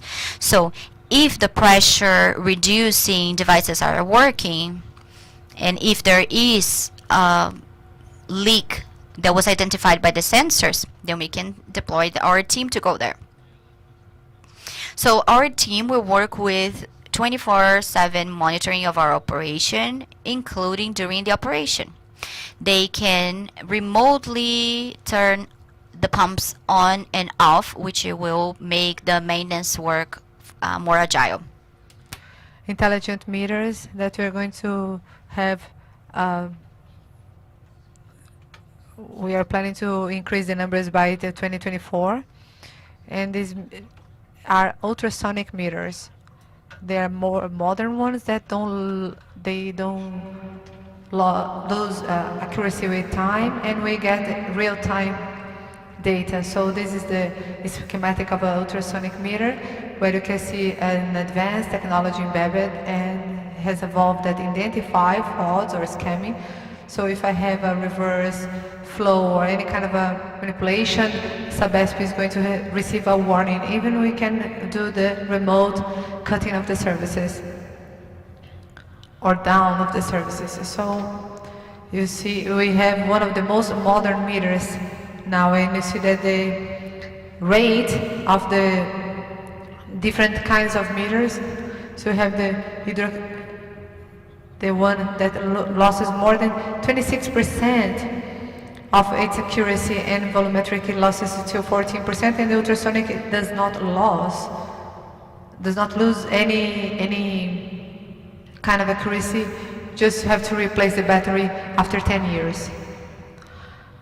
And along with the installation of this more than 4 million meters, we're going to have many of them with the pressure sensors.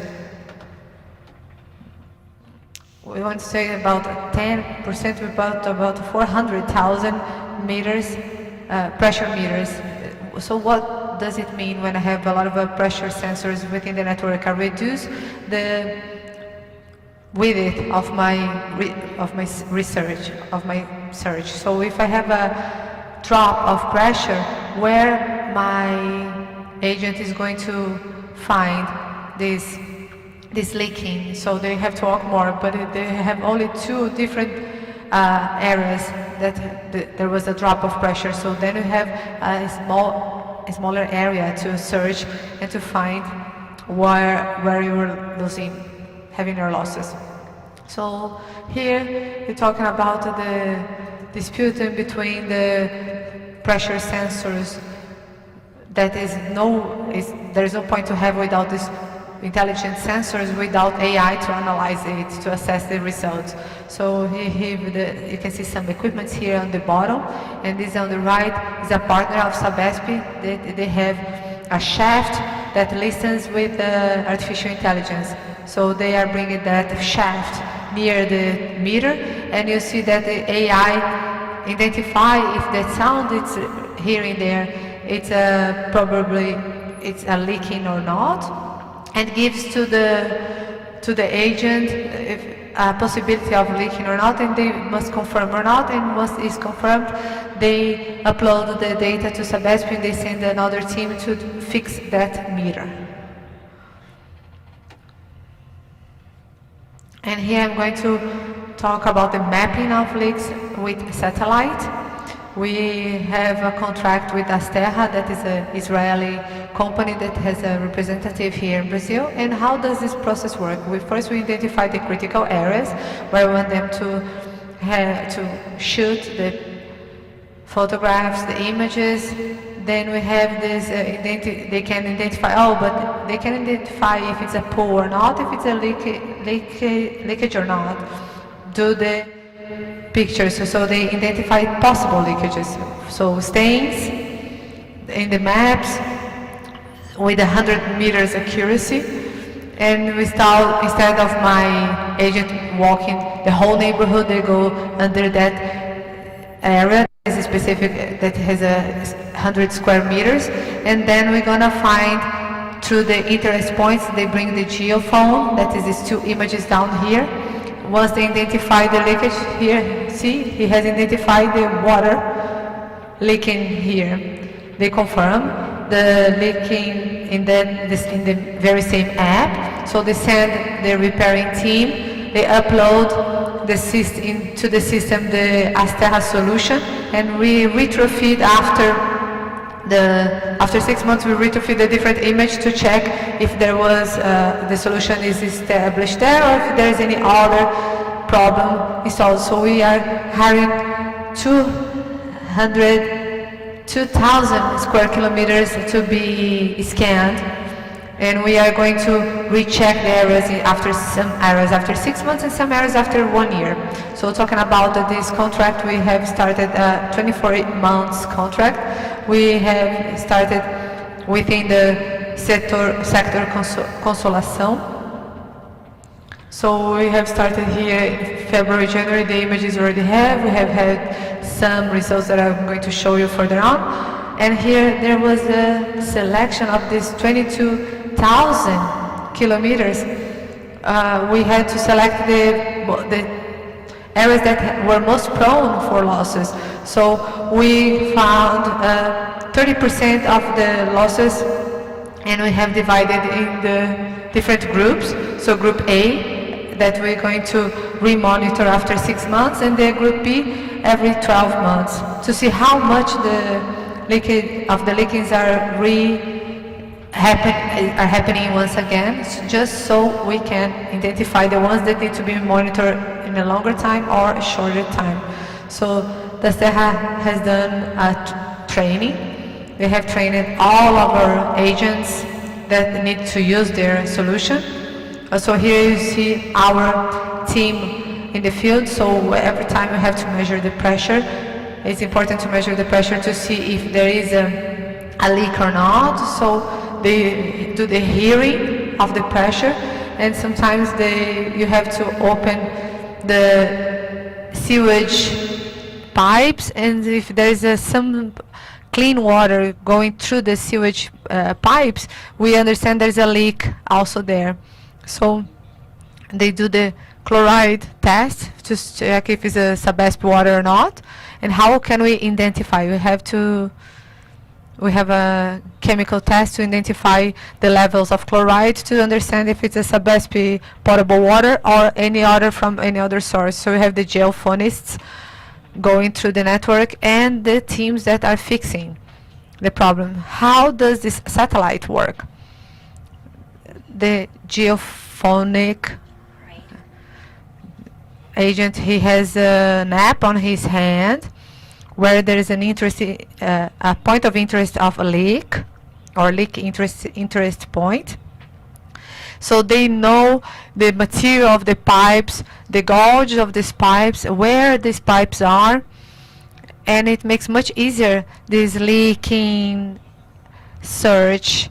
And then from that point they can open the service order and send the geolocalization that goes straight to the fixing team, the maintenance team. So you see that every drop that is there in the map on the left, there was a leak that was identified, and the red areas are areas that has a high rate of having a leak in there. So you can have a very good assertivity with this app. So you see that this pilot app is already running for 2 weeks, and we find more than 200 non-visible leaking.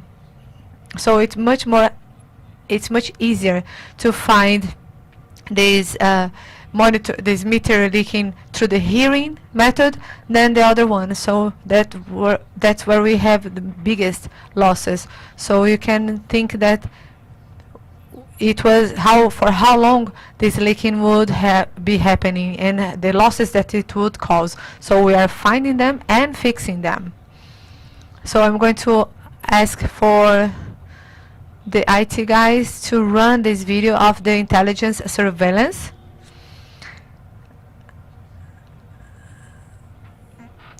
I have the link for the video, right? So see, we have a camera on the top of the car, so they're assessing the quality of the asphalt, quality of the PV, and any cue for leaking. So you see that they are actually registering the quality of the quality of the asphalt or the pavement in the different areas. And now we are going to it was done with a professor from USP, and now we are bringing this system to our cars to identify. So here I have a big probability of a leak in here, and now we have to send a team to this area, and that's how we are using technology to help us to fight losses and to improve the quality of the service. Kiki.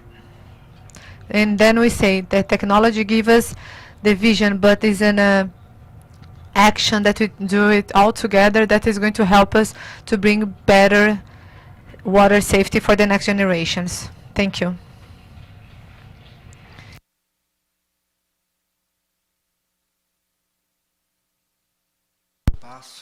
Thank you, Fabio Passos, for your presentation. I'd like to thank you all the speakers that actually were very concise and objective. As we have mentioned in the beginning of our meeting, we have many aspects of governance that are also involved here. It was a very rich presentation that started with Professor Francis, bringing the concept in general terms, the different types of reuse, the management of sanitation system that is centralized, the way we use, but versus the decentralized one that we need to start thinking of.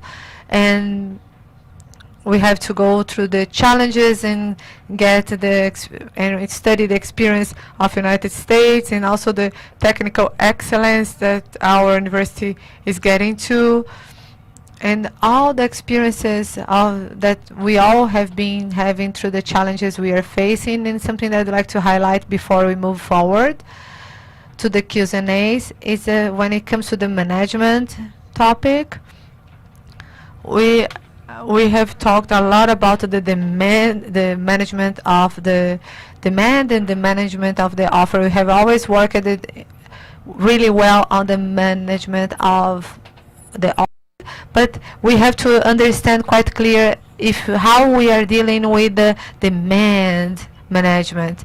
So we have to understand to do a better conservation of the supply systems and to work with the intelligent use of water, work a lot with the reuse that is crucial and must be in the international and national agendas. When it has a new resources, has a new water resource, we have to rethink within this perspective.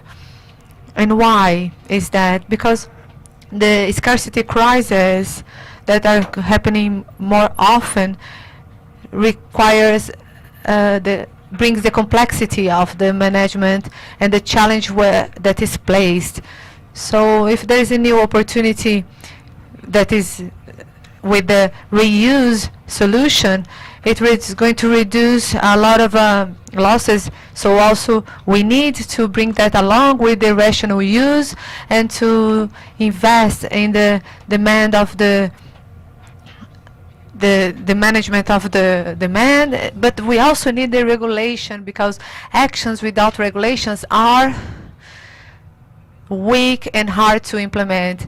In regulation without action, there are only intentions. So as it was said by everyone, starting by Professor Francis there, we need this whole institutional articulation to happen in a very positive way to strengthen our actions within this International Water Day,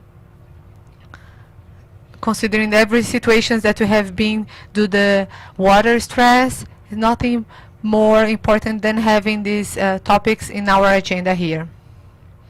So I'd like to start the Q&As, bring to the floor the Q&As.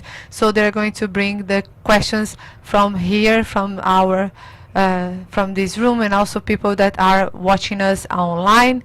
Please raise your hand and identify yourself and let us know your question. You would like to start?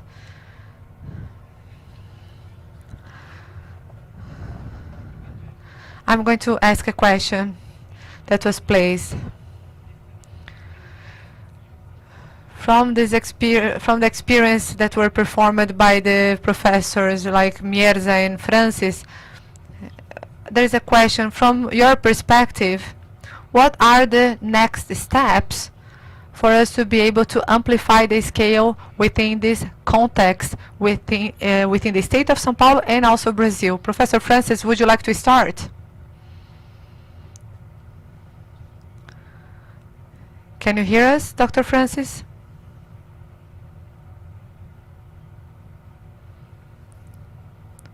So what are your thoughts to implement these solutions here in Brazil and the state of São Paulo, please?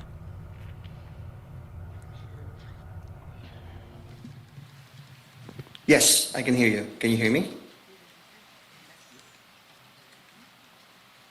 Can you hear me? Nossa. Yes, we can hear you. There is a delay, but we can hear you.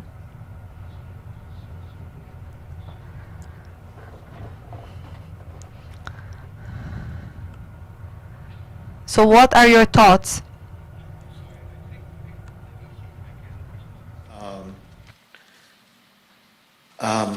So the next steps, I'm not quite sure in terms of Brazil. Best if Professor Mirzwa can answer that. But I can tell you that in the United States and in Europe there is this coalition that's happening. It's called BUILD. It's one of the last slides I showed. It's building integration for local. And they have identified some of these 4 areas, which includes, again, thinking about risk management, thinking about a risk management framework. We need to ensure that we are handling the risks correctly, whether it's pathogens or chemical contaminants. And then the second one is thinking about technologies, including some of the internet-based technologies that Professor Francisco is also, talking about.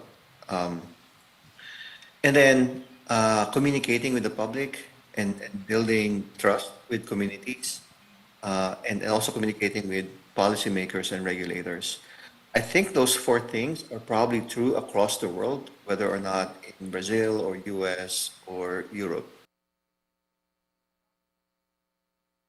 I would defer to the experts there as to the actual situation in Brazil. Thank you. Ok, obrigado. Passar ao professor Mies. Bom, no Brasil o que a gente precisa So in Brazil, it's what we need is to gather people that have the role of the regulation of the water resources and the usage of water, and try to do a discussion about the possibilities that we have to face the water crisis. As we said before, it's not a single solution that we have to use. We have the reuse among other solutions, and I have highlighted within my presentation that we need to bring the concept of prevention first, to make a better use of water, and then the losses is a crucial topic. And I have seen, and whoever drives throughout São Paulo, you see that a lot of SABESP groundwork to reduce the losses.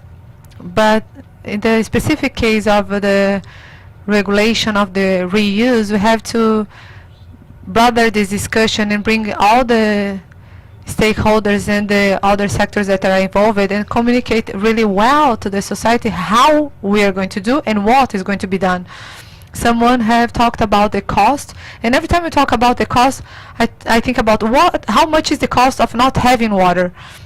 When we talk about the cost of water, we have to think about that any cost is going to bring the quality, is going to be connected to the quality of life you want to have. Not having water is going to be the most expensive one. So of course we're going to talk about, we're not talking about huge expenditures here. We must be rational about that. Can I ask two questions, one to Professor Nelson and another to Fabio? To Professor Nelson, my name is Nancy. I am from the group G9. And to Professor Nelson, if you could elaborate on the situation about rural use of water or rural reuse. Okay, I think I can tell you about the study that was performed assessing the impact to small farmers. Was considered in the billing committee. About the billing model, I have to say that there's still a long way to go. We know that there are other states that work with different types of billing, but it goes beyond the water management. We're talking about a very important production sector that, of course, there are differences between small farmers and large producers, and we even have to understand if that small farmer actually does have an impact in the water supply. This is something that we have been discussing, for example. We need to get a better understanding of the small farmers. Maybe it will not be relevant to spend too much time and effort there. Of course, as a whole, small farmers, we need to understand them, but it's important to create a fair regulation. What we do not want is not necessarily in terms of charging, but how to deal with them. We don't want them to need to have like a broker or an intermediary to communicate with us. No, we want to make things simpler and aiding knowledge to them so they can inform us. We don't necessarily need to go there and say, no, we are going to start inspecting and charging you for things. And no, we actually need to understand that as a class, they need to be understood so we can understand not only the impacts in a state that is as diverse as São Paulo. The more knowledge we have, the better will be our regulation. So there's no use saying that small farmers from the Tietê region are the same as the ones from Paranapanema, for example. But there must be some factors that are similar to all of them. So the idea is to understand the peculiarities for each one of them. So charging for rural reuse is something that we are still just starting to understand. Now to Fabio, I am actually impressed by all the technological investments Sabesp is making. So do you have a new assessment of the losses given these new technologies that you're using? Well, between 2025 and 2026, we had a significant change in the metropolitan region, which was the new regulation 1621, which changed the standards that we have for pressure during daytime and nighttime. And in September, there was the drop of this new regulation, so there were new changes. But now in February, there was already a reduction of 20% compared to the numbers of losses that we had in September. Now, in addition to the pressure management, we are working with management and detection of leaks, as well as the optimization of the assets, given the priorities of the contracts. And now we are working with the universalization of the access. So even though we are investing 1 billion BRL, the biggest investments in assets are only going to start being implemented after 2029. Up until then, all the investments have to be focused on the universal access. So the question remains, how can we do that without investing in the network renovation? Well, again, through the detection, prevention, and management of leaks. So, managing our park of assets. And obviously, we will be changing in our networks. Just last year, we worked on 500 kilometers of network renovation. And we have another 500,000 for this year. But maybe we could go even aggressive about it and work on 1,000 kilometers at once. But in order to do so, we'll have to wait until after 2029. Okay, now I have a question to Professor Francis. Professor Francis, now the question about the enterprises that we have. So those reservoirs receive all the sewage treatment and all the collection of waters. Of course, it brings chemical solutions and contaminants to those treatment stations that will be used for reuse water. Do you know about any type of regulation or protocols or premises for those reuse treatment stations? So what are the best practices, for example?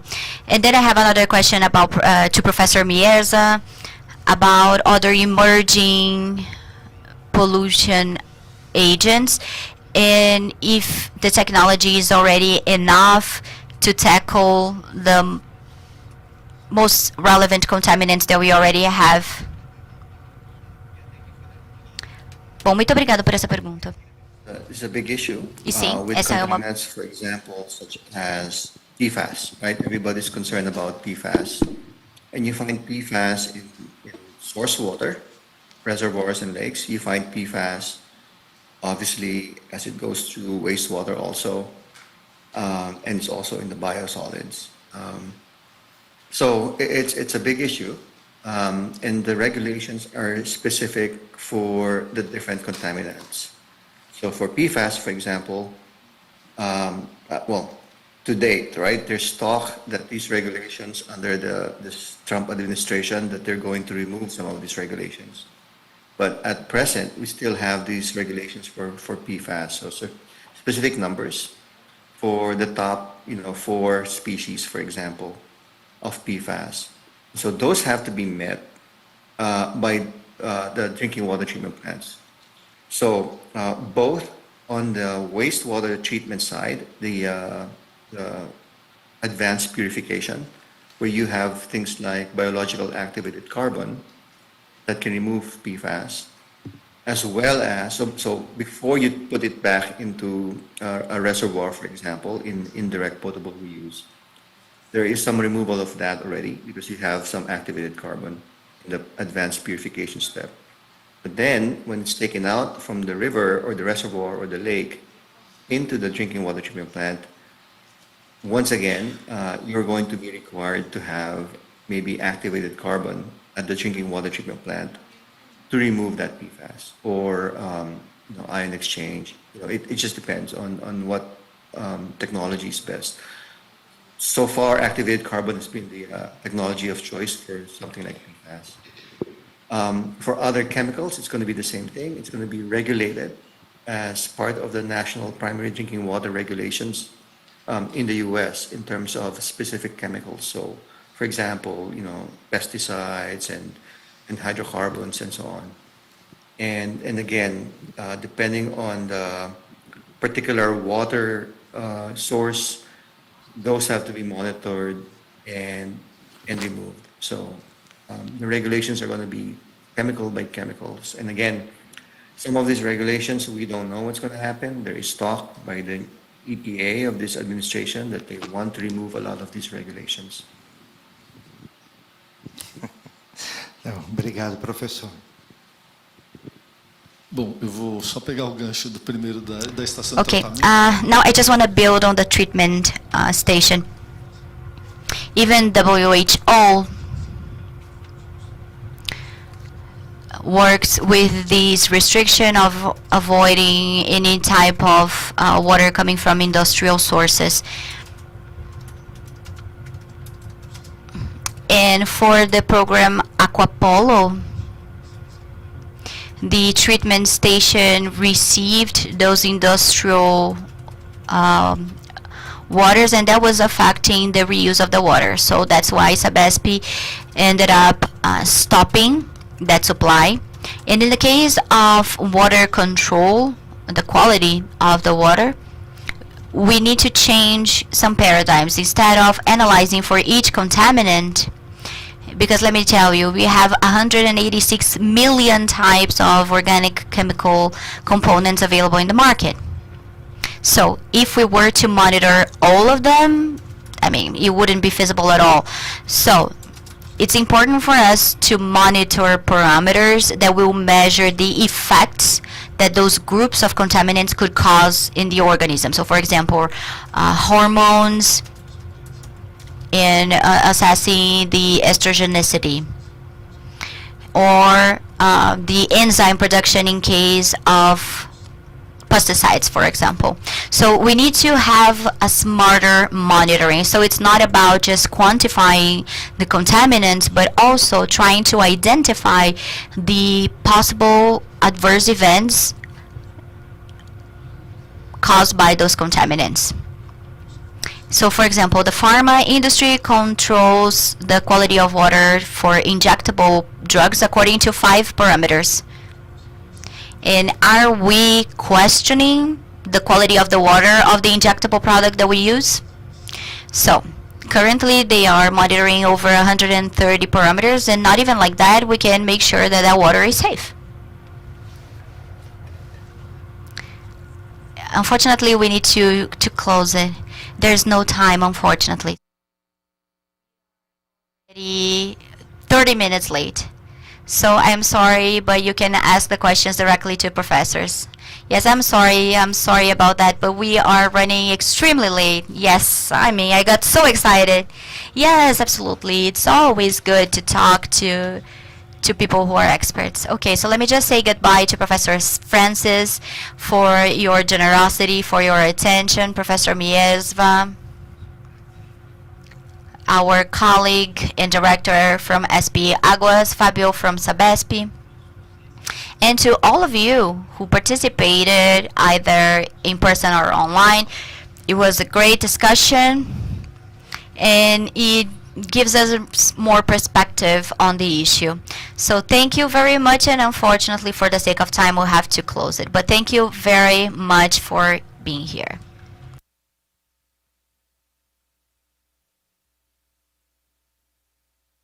Thank you very much to our panelists, and once again I do apologize for having to cut it short, but we also have another speaker who is connected and he's probably waiting, so we need to go. So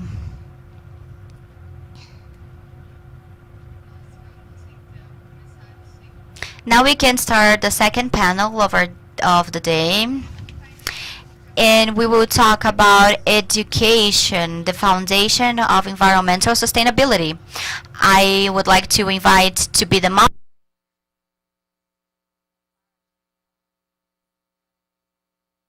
director at SEMIL,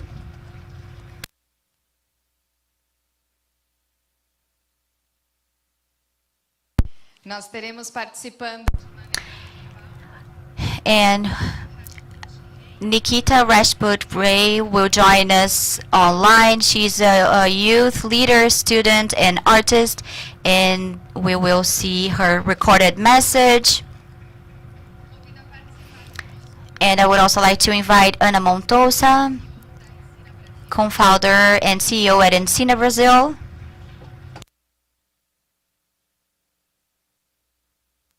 Also Professor Marcelo Nolasco, a tenured professor at USP.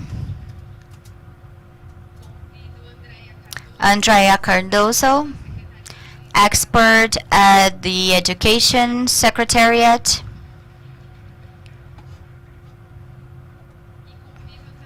And lastly, Mariana Carvalho Buoro. She is an expert from UNICEF.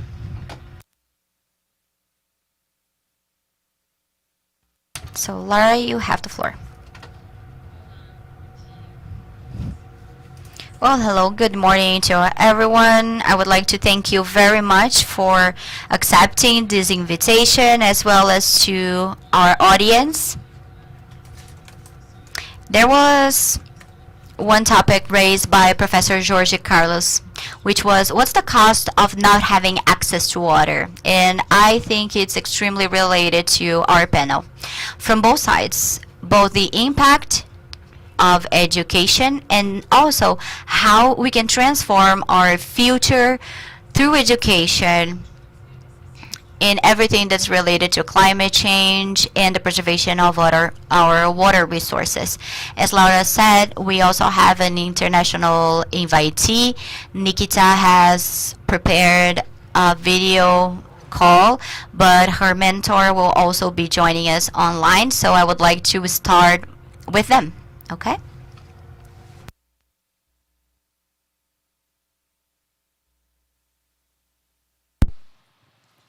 Hello, Peter Rajput Ray. I am 17 years old and a student of the International Baccalaureate at St Leonard's in St Andrews. I'm excited to be able to talk to all the individuals here today and to talk to you about water thought. So my qualifications and my interest and the reason why I'm able to talk here today is due to me being a youth ambassador for an organisation named NEDPRO, Need for Nutrition Education program. I have advocated as a youth ambassador since I've been 8 years old, so it's been a few years now, but looking back, I really was enthusiastic and passionate, and that's where a lot of my initiative has come from.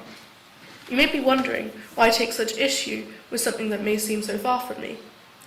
Well, one of my most distinct memories surrounding water security and the need for infrastructure surrounding water to be sustainable and the right for water comes from working with one of the two sister projects created by NEDPRO. So the first one was the Mobile Teaching Kitchen, which was created in 2016 and aims to be able to facilitate and to be able to empower champions of the Mobile Teaching Kitchen. These champions a lot of the time are women who have lived in areas that are underfunded and neglected parts of the country. So within this, I remember visiting a location of the mobile teaching kitchen, and children my age, older, younger, were drinking water that was directly coming from a contaminated source.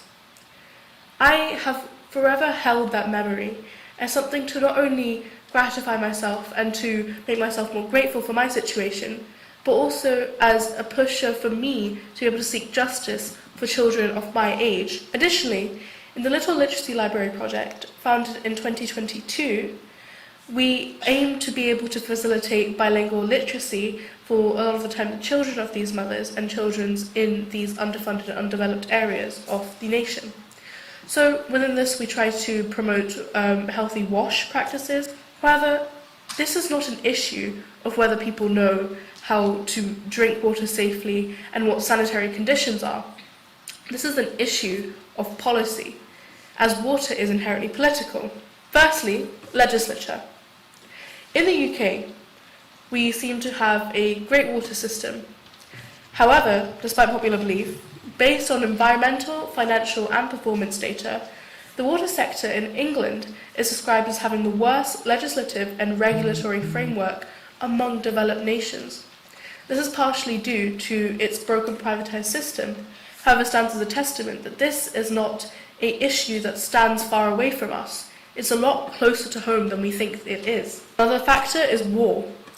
For example, the Indus River Water Sharing Treaty between India and Pakistan after a terrorist attack, Russia targeting hydropower dams in Ukraine, and Gaza's water supply having collapsed with over 90 to 95% of water contaminated or unusable due to destroyed infrastructure caused by Israeli attacks.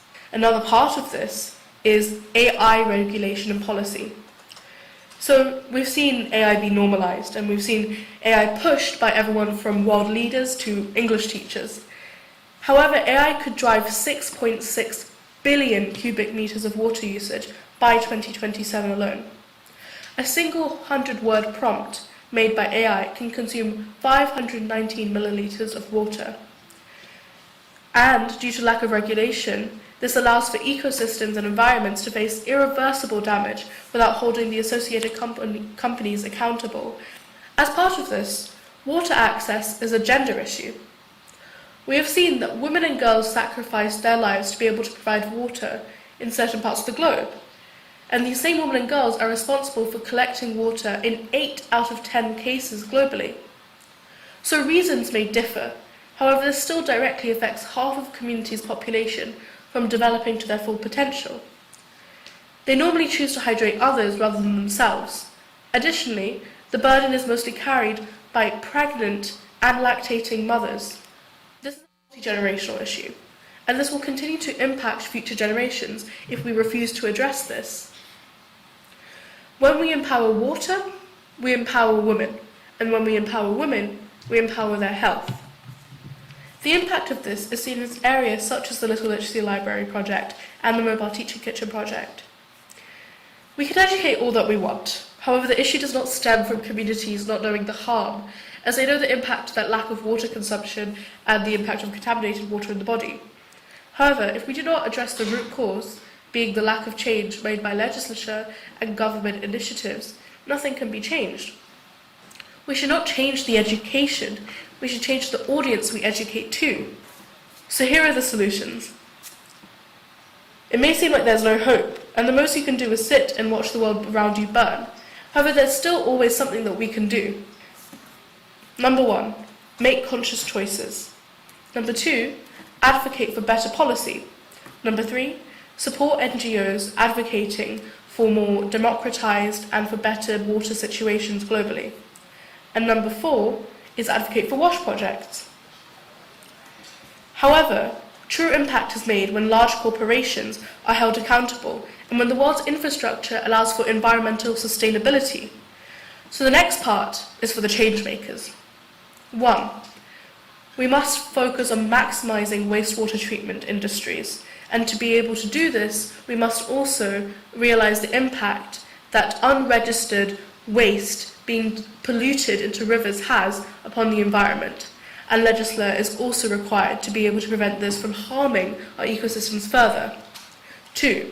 Agricultural reform, as we need to facilitate industries to make the switch from flooded irrigation. And 3. Implementing and funding decentralized community-led initiatives to restore local water bodies. Despite the challenges that humanity faces, against the odds of scarcity and the lack of control that we may think we have, if change makers consciously choose to work with communities, this would allow for development and the uplifting of all. As a hydrated world is a happy world, remember that you too can make the change. Thank you very much.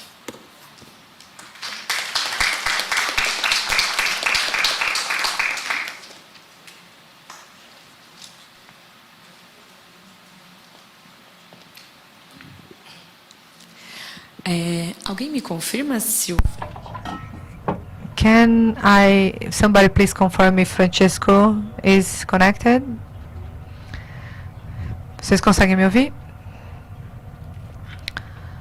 Share my screen. Okay. Can you see my screen?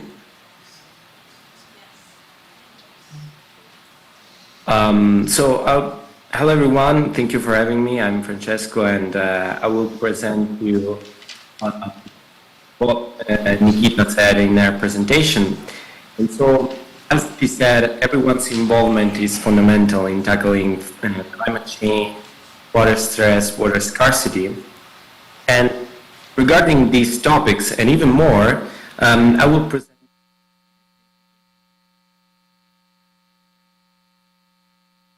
had a first edition in 2025 during the 11th International Summit in Scotland. We're very glad about this initiative that we presented at Leonard School in Scotland. In fact, we managed to achieve 21 international students aged from 13 to 19 years old, reaching out 3 continents and 4 different countries, namely the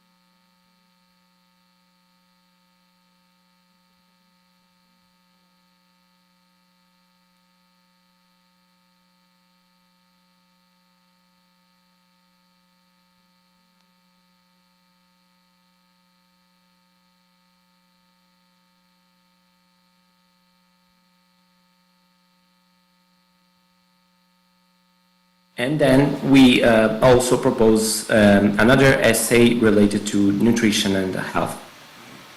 We are very glad of the success of this competition that Nikita mentioned before, because we achieved to get such a high quality of essays.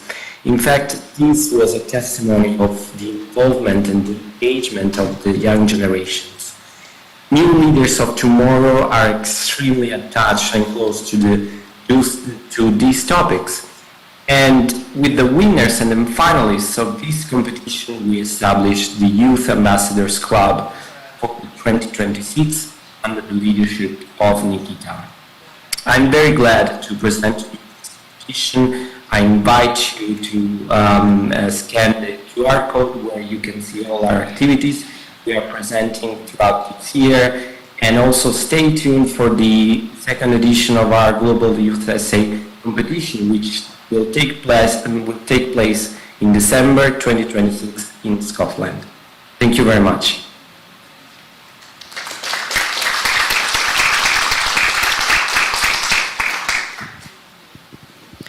Thank you, Francesco. Muito obrigada. Vou passar agora a palavra, pedir a apresentação do professor Marcelo. Give the floor to Professor Marcelo.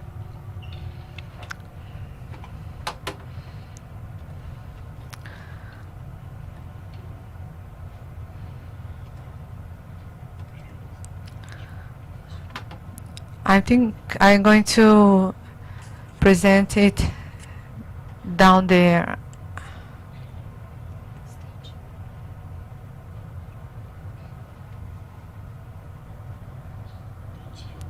Good morning, everyone.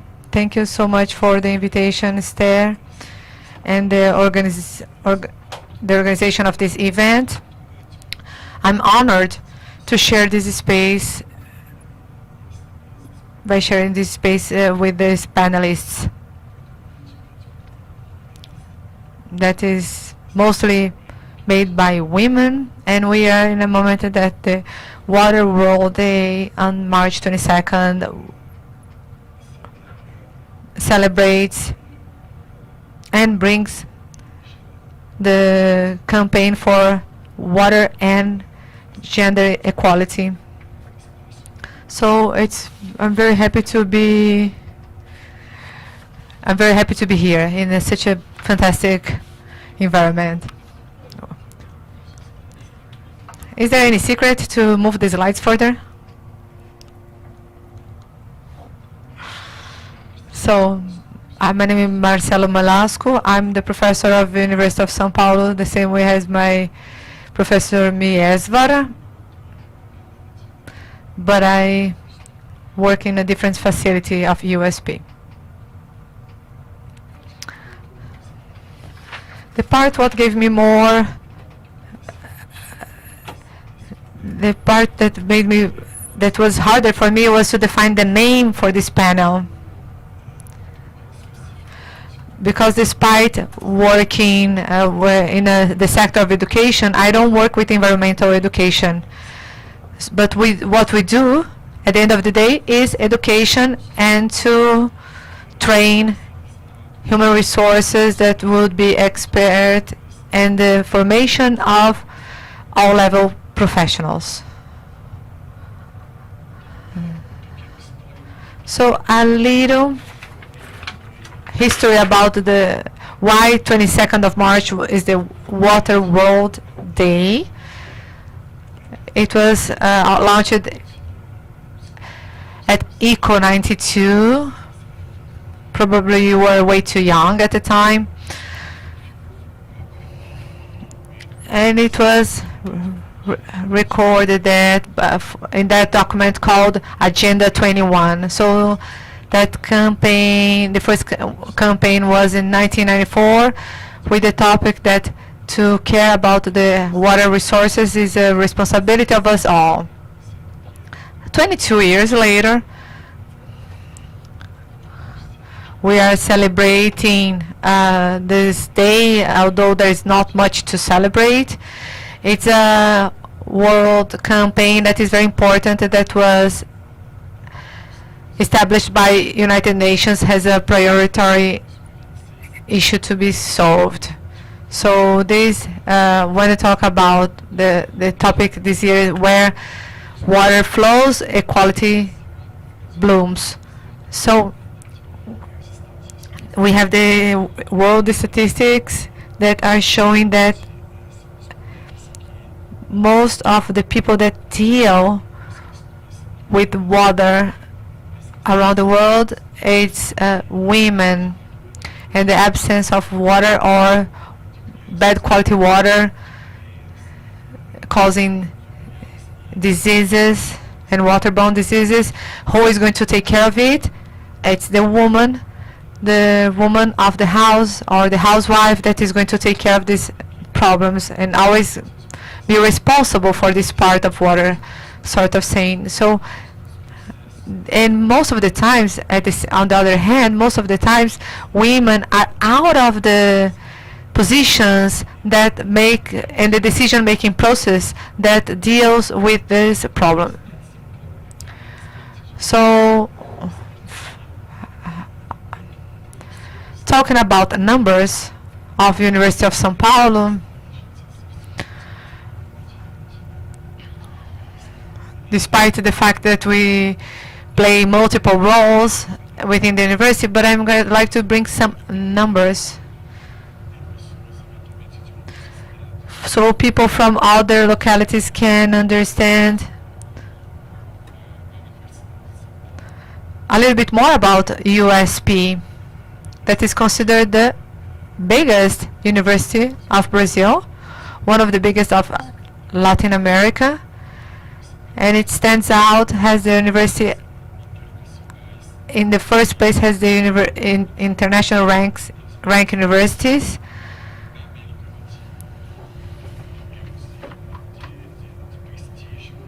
So we can see that we are among the 100 best universities of the world.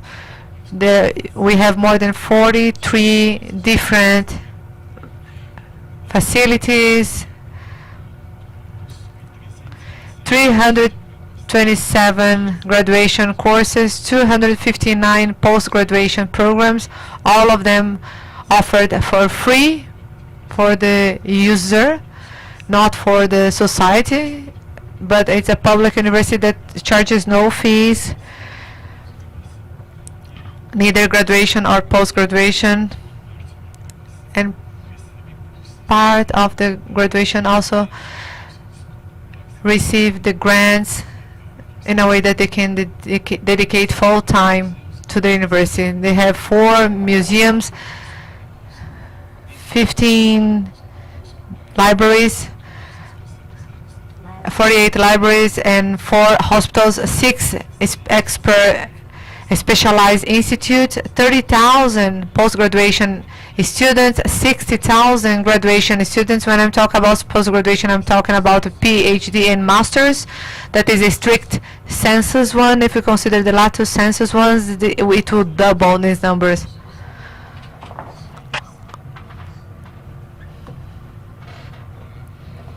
So from the university, we have 3 pillars: the learning programs, research, and extension. So the university, we teach aiming the production of knowledge that is generated within the university itself.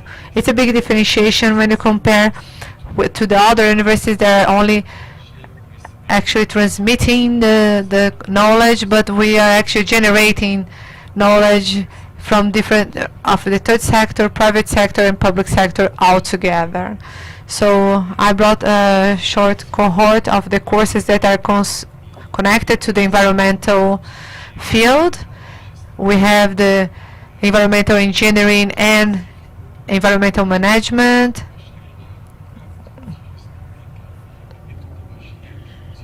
The methodology that we use is the PBL, problem-based learning. So based on real cases, the students will have more autonomy to learn. That is different from that classical model where you have only a professor talking about the knowledge. So they build all together from the first year of the university. Within these 2 courses, but not only them, because also geography, forest engineering, and among other graduation courses, they also approach schematic issues, not only those 2 that are here on this slide, also connected to the ODSs of UN. So USP has also created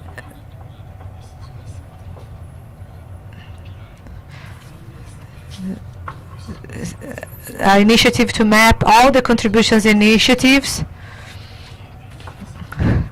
that perform projects that bring more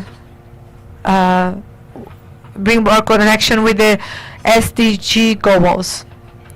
So in the environmental area, we have more than 20 programs among graduation and post-graduation, like sustainability.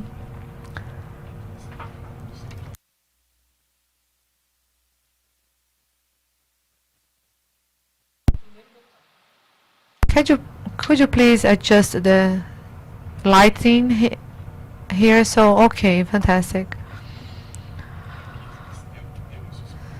So we have some of the courses I highlighted among those 15: sustainability, environmental sciences, ecology, environmental engineering sciences, environment, health, and sustainability. And we have also environmental engineering.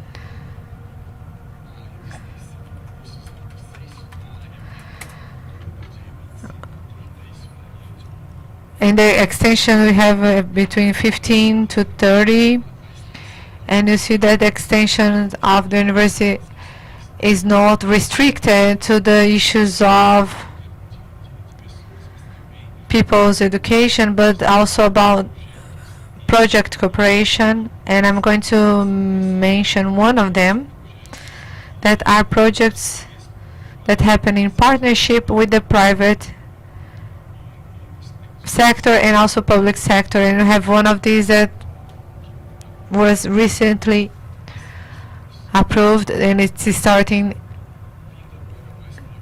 within this month of March. So, getting to the topic of water, we have these pictures that are quite, unfortunately, quite common to people from São Paulo. The drought, the floods, and when we have supply problems in some certain areas of the city. And it happens due many of the reasons that were already pointed here, due geographical regions, number of inhabitants, and so on and so forth. So we could number different factors, but the thing is that the most vulnerable population is the one that suffers most. So I really liked to watch the last panel with our colleague from Polytechnic University, bringing reclaiming reuse water or reuse water sources. We also could explore more the rainfall water that we don't actually, when you compare with cities in Australia, we can understand there are huge possibilities of alternative sources. And also when it comes to the losses that were mentioned by our colleague from Sabesp. We have a very good technician that was working in the state government, and he used to say that the losses we have here in the network, water network, is so big that the agencies are doing the recharge of the aqueducts with the potable water.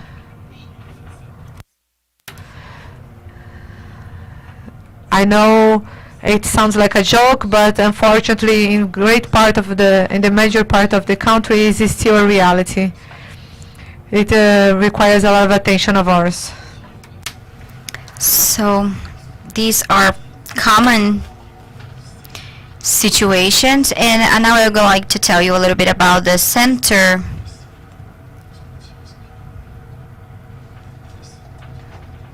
that I work for, and maybe the reason why I was invited to be here. The Center of Development of Science for Sanitation and Climate Resilience. That was a project approved by or funded by FAPESP with about 9 million BRL. And its objective is to produce research, to work with extension courses with many partners such as SEMIL, SP Aguas, the municipality of São Paulo, as well as others from the shore region, NGOs, as well as other universities participating, such as Unicamp, Unesp.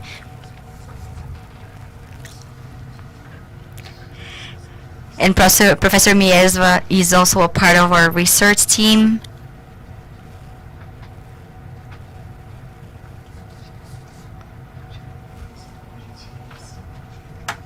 And basically, the goal of this project is for academia to support the public sector, specifically São Paulo, in the universalization of the sanitation services that go in line with the SDG number 6.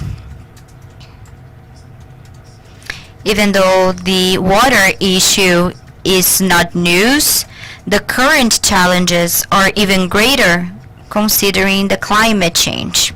So different prediction models, predictability models.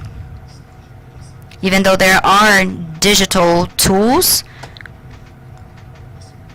they still require more robustness, and old models oftentimes do not apply to the current moment. So they are not as accurate as they used to be. And we know how difficult it is to work with the insecurity. And there is a quote by a former minister from the Fernando Henrique. He used to say that in Brazil, even the past is uncertain. So it's pretty much impossible to work with an estimate for the future.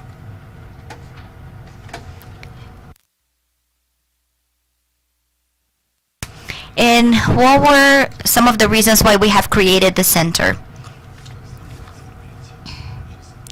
So, Brazil has had more than 300,000 hospitalizations with diseases related to inadequate sanitation access.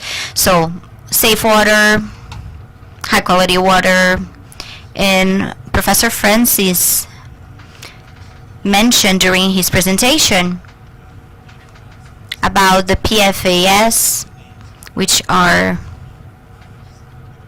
the permanent chemicals, and they are extremely dangerous to human health.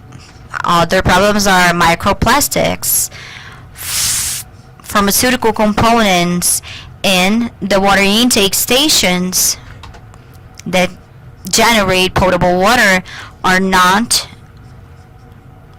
equipped to treat the water properly, considering these new components present in the water.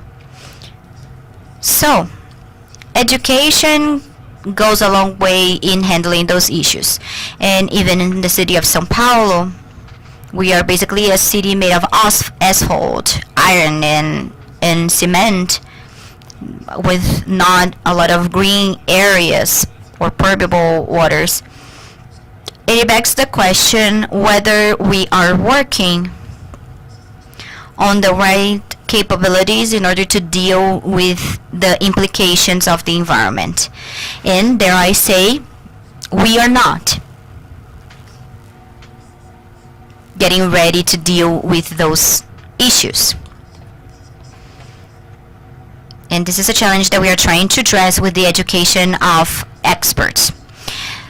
It is also related to the human rights. Once the UN has defined access to water as a human right, and we have more than 2 billion people in the world who still do not have access to drinking quality water on a daily basis, leading to several diseases and so on and so forth.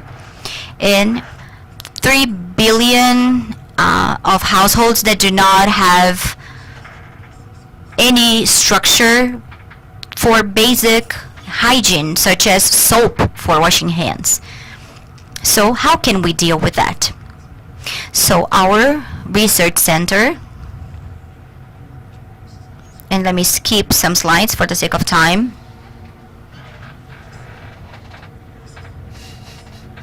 Our center aims to work with some partners to overcome traditional barriers and work with scientific knowledge formation or education.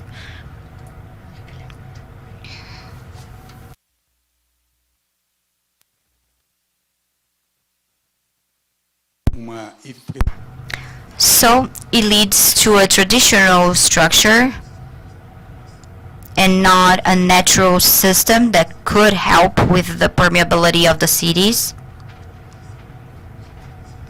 In São Paulo, we have 300 kilometers of pretty much buried rivers. And then we have to take into account of the value of water and how it is appreciated by society and the political power. So for the 5 years, we have basically 4 pillars that have to do with planning and governance, water safety, modeling, AI, and other tools.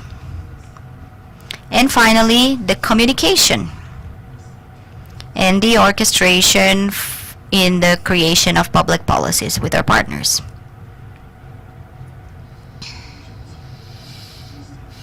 So our goal is to create a multidisciplinary research center developing solutions that address the sanitation challenges in the state of São Paulo in the context of the climate crisis.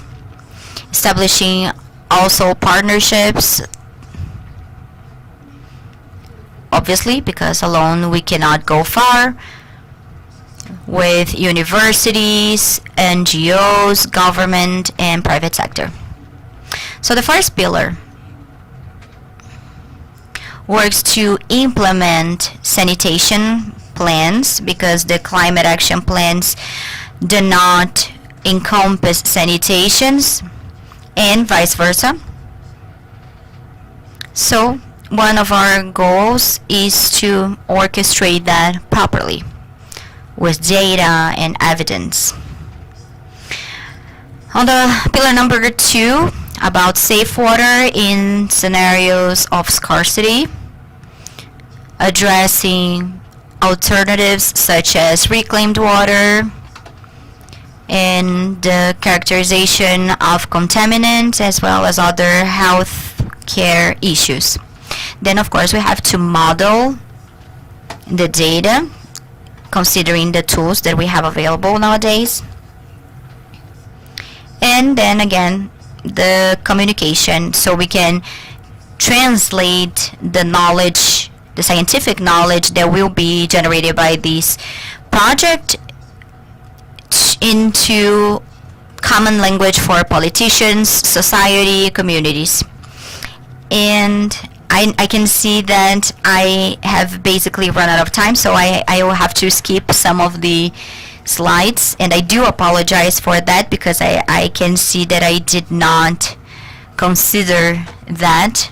But I am available to you all if you have any questions, and thank you very much for those of you who are watching, whether in person or online, and this is my contact. And thank you again for the opportunity of sharing this space.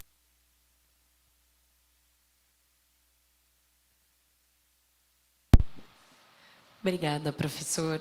Peço desculpa pela correria.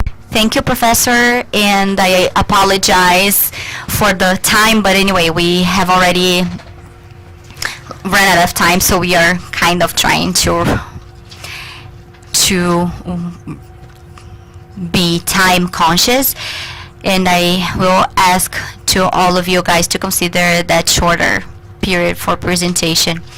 So, since you talked about the public university research center and so on and so forth, now I would like to invite Andrea to tell us about primary education, and just please feel free to present however you want, whether you want to use the pulpit or if you want to stand here on stage, just feel free to do as you think is best.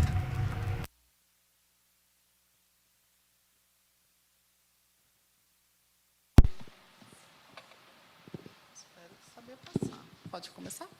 Quem está contando o tempo? Okay, so is my time running already? Okay. So, good morning. I am Andrea Cardoso, and I am a part of the Pedagogical Secretary for Education in the state of São Paulo, and I am currently a coordinator of the curriculum in the Pedagogical Secretariat. I would like to thank Lara for the invitation. I have already worked with her at CDUC, and we are strengthening our relationships with the Environmental Secretariat, SEMIL. I can see Rita, Julio, Tiago, and the entire team, and we do have this program together. I will tell you a little bit more about that. I would also like to thank the organization of the event.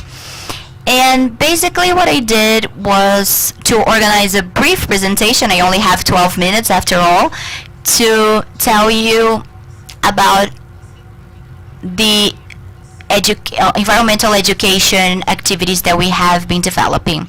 To give you an idea, we have more than 5,000 schools in the private school, in the public education sector, with more than 13 million students in the primary education up until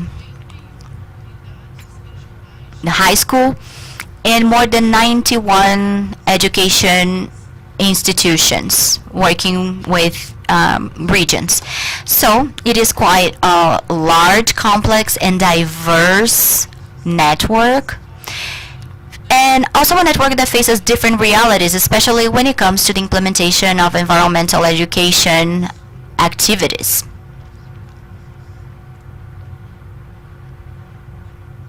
I think maybe I need some help to go through the slides.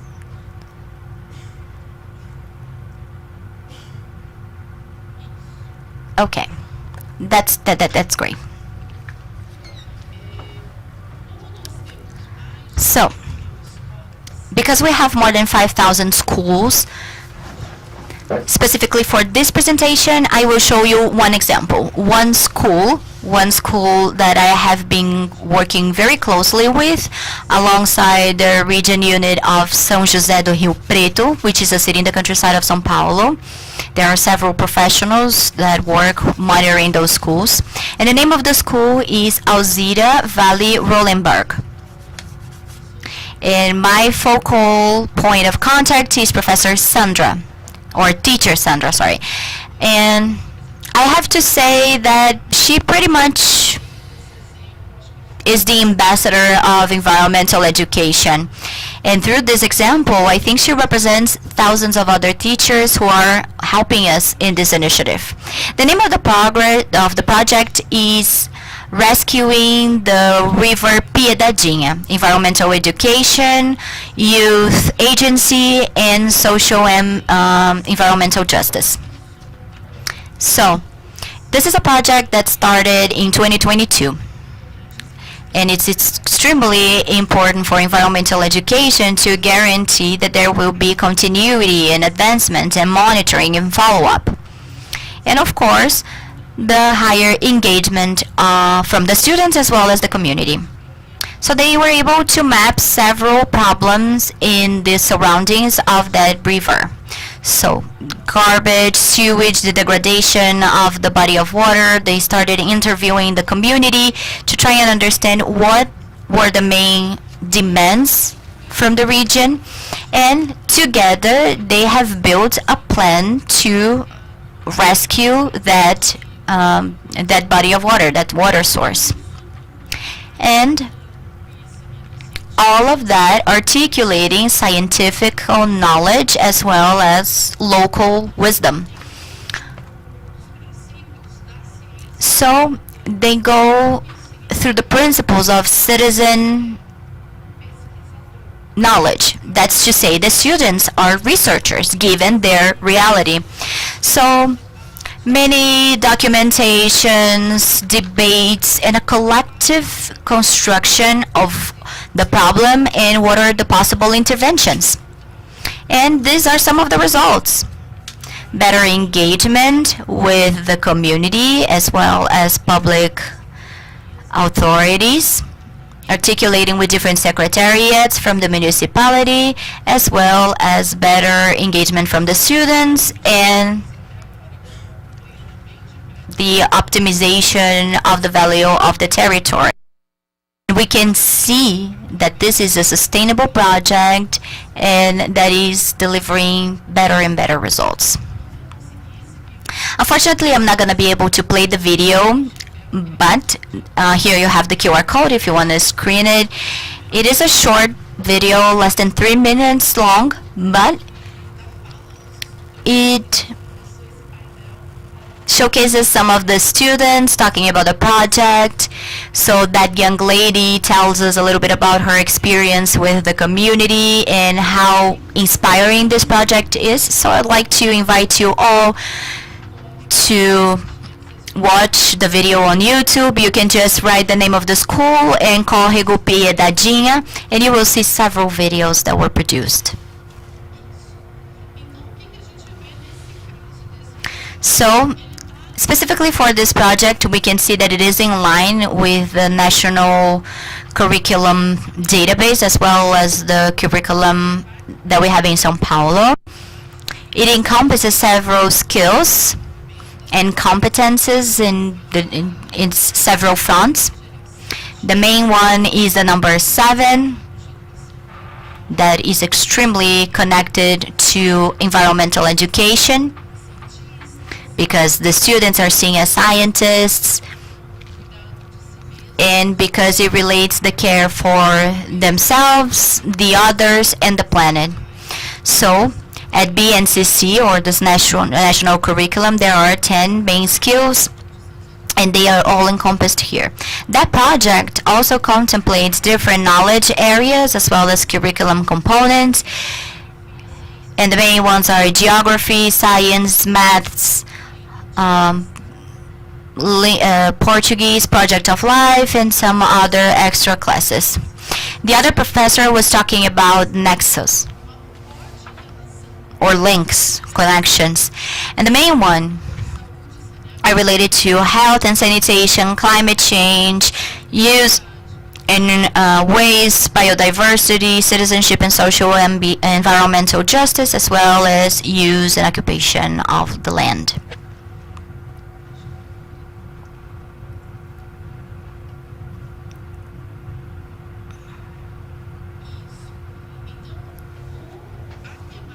So, the main subject of this project is water. This is what we are all here to talk about. So, water is seen as a transsectorial subject to help us articulate all the connections. And the learnings that could be articulated between this project and others that we have on the network. So again, just to remind you, this is an example, but there are other projects and other areas in schools. And it fosters the reading and analysis of the territory based on different languages and sources of information, use of information, citizen awareness, as well as the comprehension of social environmental problems, as well as engagement given the analysis of the problem and the possible interventions made with the community. So this project within this environmental education, it provides the evidence of the articulation between different areas of the environmental education: democratic management, curriculum, community, and physical space. So, it is not just an activity that takes place inside the school, but it also considers other dimensions. So, that's what I wanted to show you about the school, but I also wanted to share the fact that recently 1,088 schools have signed to this Youth National Conference for the Environment. There was a process that was fostered by the Ministry of Development in the Industry and Technology. It was developed to strengthen sustainable education. And on the next slide, we talk about some figures. In the state of São Paulo, we were able to move almost 165,000 students from, of course, different stages of education, and more than 123 students from high school. This is another evidence, a picture of this national conference that happened last August in the city of São Paulo. And we have invited 120 schools to participate with us. The audience was basically teenagers and their teachers that were there to show their action plans that were built in partnership with their communities, focused on climate justice. We mapped that the majority of the experiences also were connected to water. So it was a very nice development that reached the national level. SEDUC produces didactic material that gets to the students and teachers. There are printed material and digital classes that are available to all the servers. And I brought just here the cover of this digital class so you can have an idea on how it works. So you see that we have different components that are working with social environmental thematics. So the name of this case here, it was a science class. The student is going to get this material and then it's going to be developed along with the teacher every 2 months. And you see this is this first quarter lesson, and also brought a case of geography. They're also working a lot of, with the importance of the water resources. So here an example of the water basin. The next class is going to be about sustainable management of the water resources, and then we have the content and a practical hands-on activity. And this is to incentivize an intervention, a way for the students to apply the knowledge they have acquired. And I think I have 1 minute still, but it's we're working along with the SEMIL, the environmental literacy program. So it's a program that started there in 2019. We have advanced a lot now by 2026, and now we aim to promote the development of social environmental themes in teaching and learning processes in public school unities, in line with São Paulo curriculum, to contribute to the implementation of formal environmental education in state and municipal public schools, and especially the professors that are in the classrooms. We talk about different topics: water, biodiversity, solid waste, climate change, and energy. Every dialogue that we broadcast online, we invite experts of different fields and different institutions. And if you want to know a little bit more about this work we are developing, there is the QR code of the playlist. So we have 43 videos that we produced in the last years. And we are reaching different municipalities in different states to contemplate our journey. So I'm available to clarify any doubts or any comments you have. So thank you very much. Once again, thank you very much.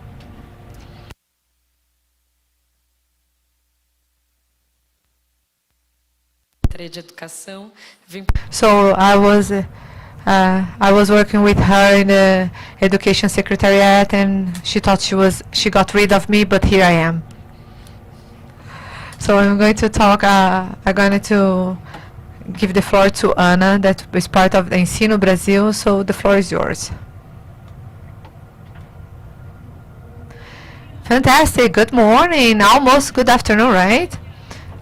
We have here the mission to wrap up here. I have 2 boys in my belly here, so I have a very good incentive to do it in proper time, because I'm constantly starving. So I'd like to thank the organization. It's an honor to share this stage with the people that are making the difference in the world. And I'd like to start this my presentation with this sentence: we will not solve the climate crisis without educating a generation capable of confronting it. So when we talk about climate crisis and sanitation, we think about technology, SABESP, and everything that they're doing, but we also think about public policies that can be scaled. But anything that when we think about systemic changes, it must go through an element that is common to all of us, people in all different levels. And you see Nikita, only 17, she started to advocate for that when she was 8, and thinking about all the transformation that she's performing. It's very inspiring. So we see that education is actually works in order to form transformation agents. And when you think about environmental transformation, we also must consider this element and bring it to a more concrete idea.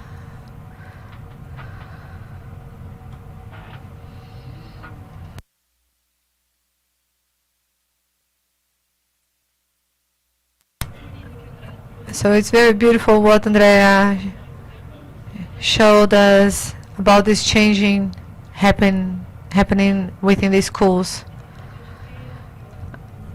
We see the education in hundreds of public schools, and there was a student that said something that it was remarkable. I always thought climate change was something from another country. Now I see that it has to do with the heat we feel here in my city, in the region I live.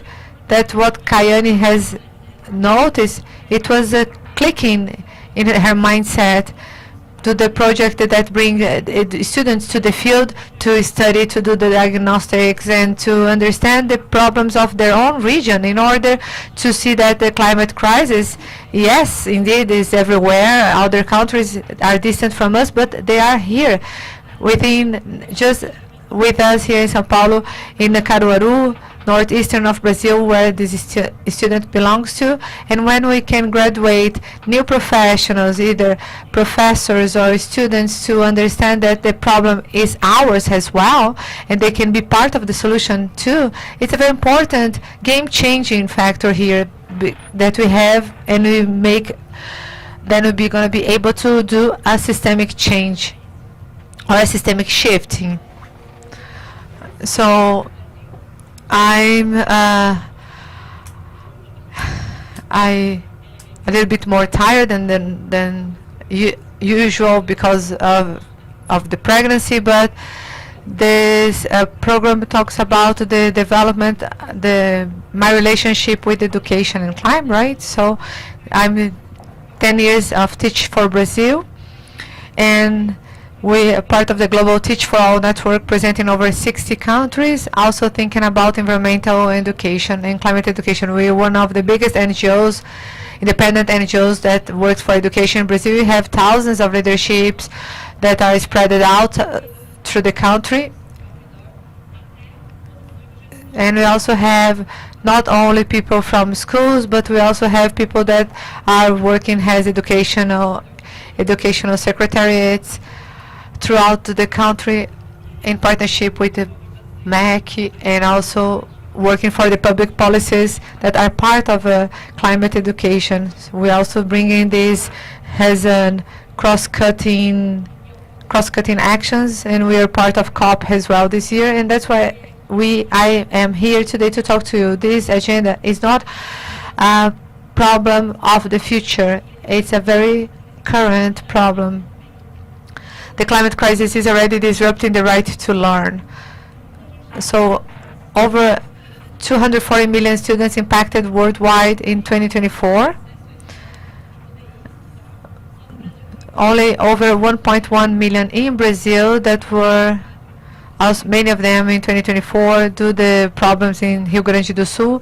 The Amazon rainforest is also facing a lot of problems. So the climate crisis is stopping the students to go to school. But not only that, but there is a silent pain that many of them cannot go to the school. Many others go to the school, but they have their learning reduced due to the climate crisis. So when you think about in Brazil, 2.5 million study in schools that are at least 3 degrees warmer in their regions. Only 34% of the rooms are air conditioned.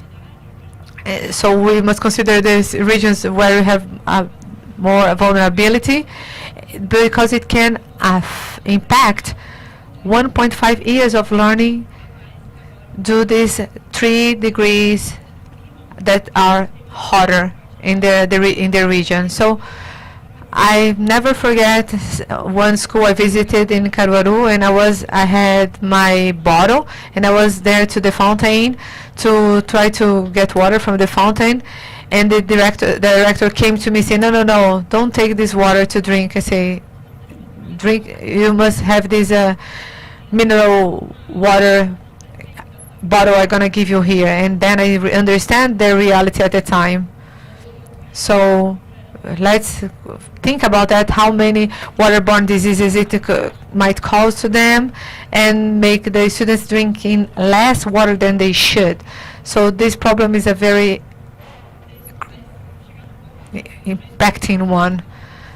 So we understand the climate crisis is not just environmental one, and it's a two-way problem, because it expands our educational crisis that we already have a big gap to cover, and the educational crisis impacts our climate crisis, because if we don't have more Nikitas and professors doing this kind of work in social organizations educating students, we are actually increasing the problems we are living in. But now let's talk about some positive aspects as well.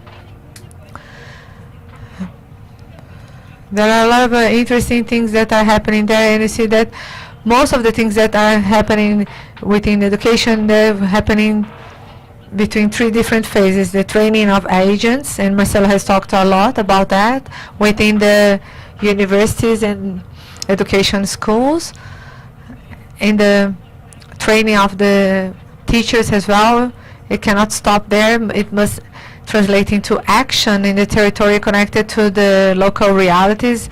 The example that Andrea has brought here is beautiful when you think about this sense, and how we can make systemic capacity, how we can translate the training of agents and action in the territory in systemic capacity through the policies in different instances, municipality, within the state, and federal instances. When you think to understand the history of a place, you want to take care of it more. So that's why we're taking a lot of students to do research. And oh, I got emotional. Talking about water, I need 1 second to take a sip of water. The women who has ever been pregnant, they understand it. Razer da Caatinga. So one professor, she taught programming and mathematics to that region, and valuing the Caatinga of that region, because most of the students they used to like that, so they had a gamification of the Caatinga environment to improve their situation, and it became a municipal public policy. And now there are a lot of programmers from Caatinga that study their own region and make this project of programming that is related to the environment. So that's why I said, when you understand the history of a place, you want to take care of it even more. So for us to be able to take care of something, we must understand it something first. So education is not part of the solution. It's one of the cornerstones of the solution that must framework all the things so we can see the world with more sustainability, with more potable water for everyone, sanitation, and everything that I understand that all of us want.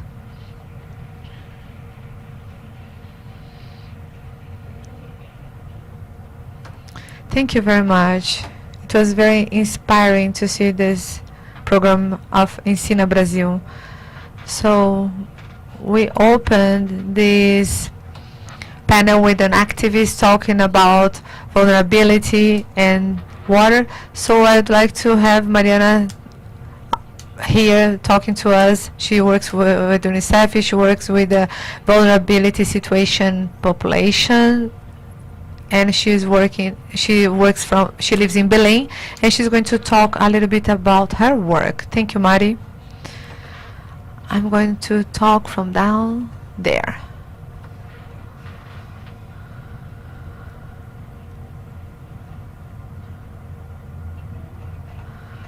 While I start to open my presentation, I'm Mariana Boro.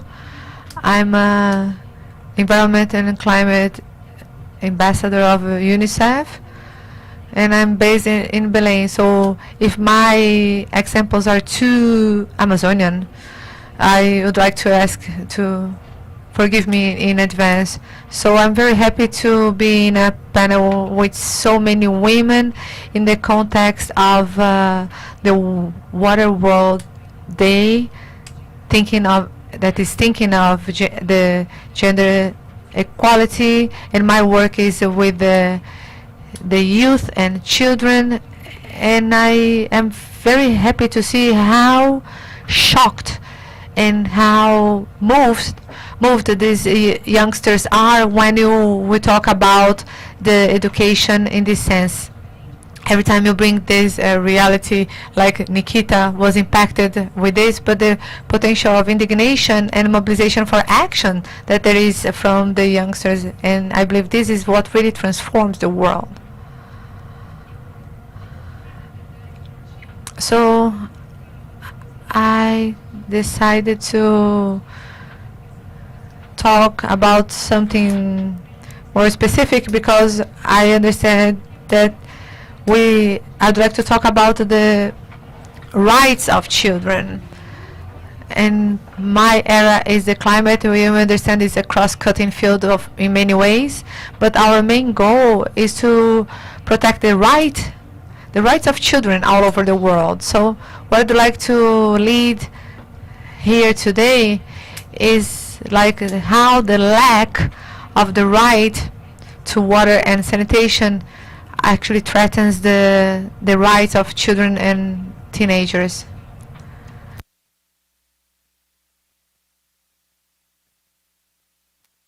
So water, the access to water has a basic right that were declared by UN since 2010. They're connected to the SDG 6, and it's needed to have access to water in order to have access to health and education, to have possibilities of development. So I'd like to connect as well with the disasters and emergencies. And at UNICEF, we have this study that's called Learning Uninterrupted that was launched in 2025. They said that 232 million kids in the world in the year of 2024 could not attend class because of climate disasters. So if we say that right to education is a right to every child, then we are already running and lagging way behind.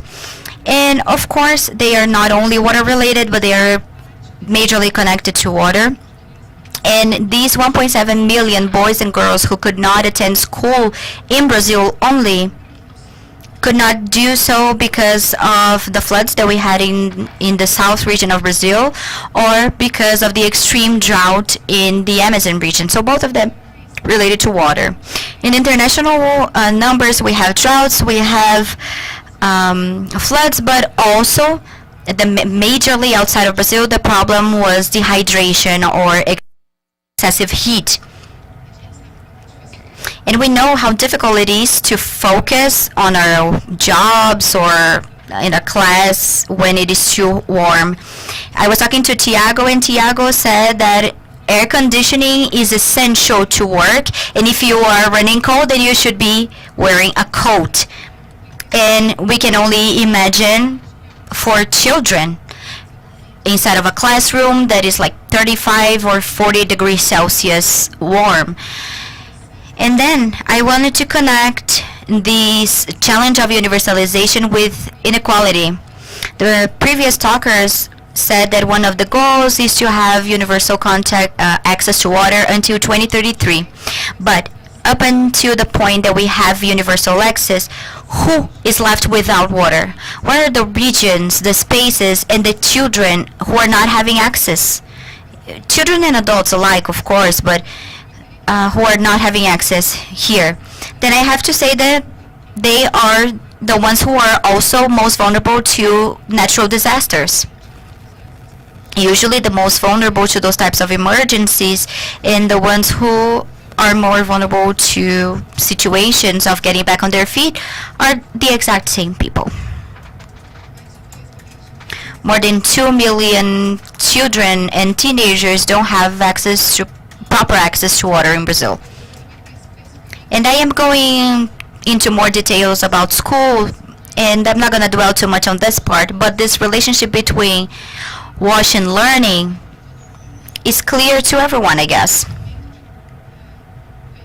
We're talking about waterborne disease proliferations, the problems with the frequency or even the attendance at school, affecting the development, cognitive and social emotional development, even menstrual dignity. And when we don't have access to water, if you are a girl during your period, of course it reinforces inequality, both gender and race and territory. I will go further into details about that as well. These are data from the school census of 2025 showing that 1,203 public schools don't have any access to water in Brazil. I'm not talking about unsafe access or poor access. I'm talking about no access at all. And 96% of them are in rural areas. So we're not talking about people from cities. No, we're talking about those who are outside of cities. And 75,000 boys and girls don't have any access to water inside of their schools. 63% of them are black and 13% of them are indigenous people. And if we think that these population, black and indigenous peoples, are being overrepresented here, then it again begs the question of how we are reinforcing inequality with lack of access of water. I wanted to say that there is an advancement. There are some things that we could celebrate. So comparing to the school census of 2014 shows that now more than 100,000 boys and girls now have access. But anyway, we are still violating the human rights or basic rights to 75,000 boys and girls. And I think you could connect to, again, inequality reinforcement. So schools in rural areas, in the Amazon region, in the semi-arid, do not have the same access or any access at all to water. And that shows how challenging it is to implement public policies in those territories. So to address this issue, it requires efforts between different federations and institutions. So partnerships. So it's not a single municipality that will be able to address this issue. It also requires support to territories and connections to territories. I think Andrea and Adriana also talked about that. And it also requires the support to have better access to investment from the public management. And it also requires the strengthening of continuous strategies in the education of human resources. So how can we educate people who are working for schools and institutions to address this issue with the proper care and engagement and participation of the communities? So students, parents, families, everyone from the communities. It also requires climate resilience, because water is already a problem. It's not universal already. And with climate change, it is going to worsen the situation. So for having climate resilience, we need local solutions, renewable energy sources. Now I would like to show you some of the initiatives UNICEF works on. We have two main work fronts. One for sustainable wash, that is resilient and with gender equality. So we have this direct provision of those services of WASH, as well as in the education and capacitation of professionals. So first, WASH, it's actual construction work, giving access to treated water, especially addressing those 4% that don't have any access to water. The solutions are adapted to the context of indigenous territories. We usually work with Yanomami tribes in Roraima, and there are several solutions that have to be adapted there because of the topography and other challenges that do not exist in cities like São Paulo. Oftentimes, public policy solutions are collective and are just not going to work in some territories. So it requires adjustments and a collective construction. We work with collaborative diagnosis from the school community, for example, thinking about structural improvements as well as campaigns to promote hygiene initiatives as well. And there is this other initiative that I mentioned to you, and it gives the possibility to develop the school community in understanding what it actually means to not have access to water and how it impacts education. And we also work with the installation of water supply places that are solar energy powered.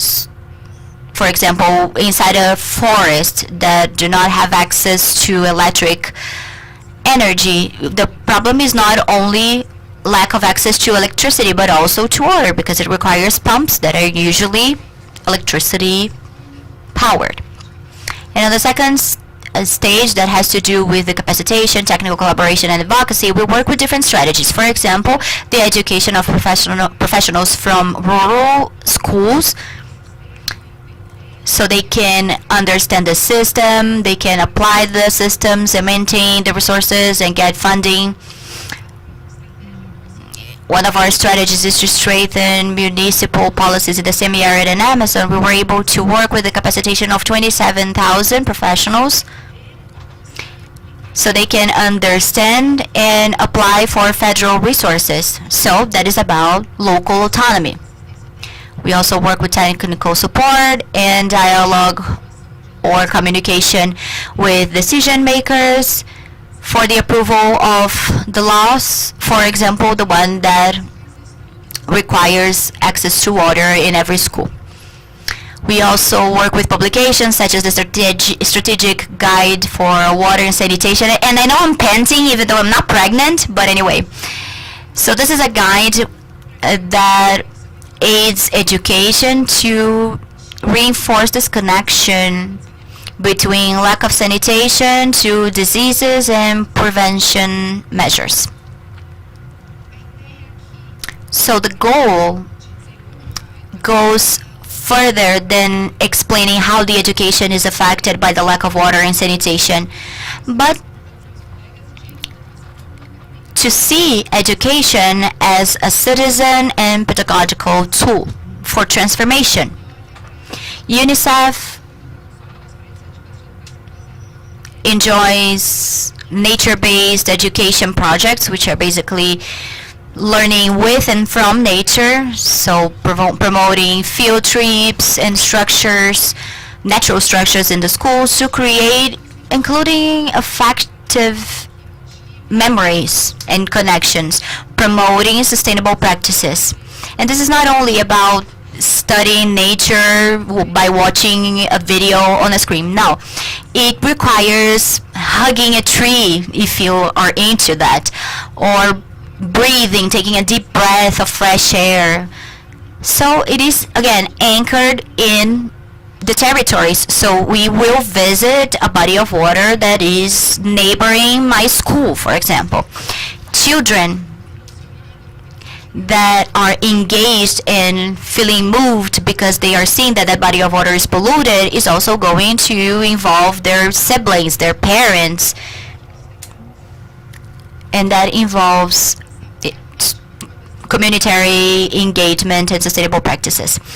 I'm going to quickly talk about the methodology that we have implemented in Amazon, mostly, which is focusing on the agency of the school community, creating diagnoses made by the communities, where they go through the schools identifying problems for sanitation and access to water, and understanding how it impacts quality of life and learning, and then propose solutions going from those scientific knowledge as well as local wisdom.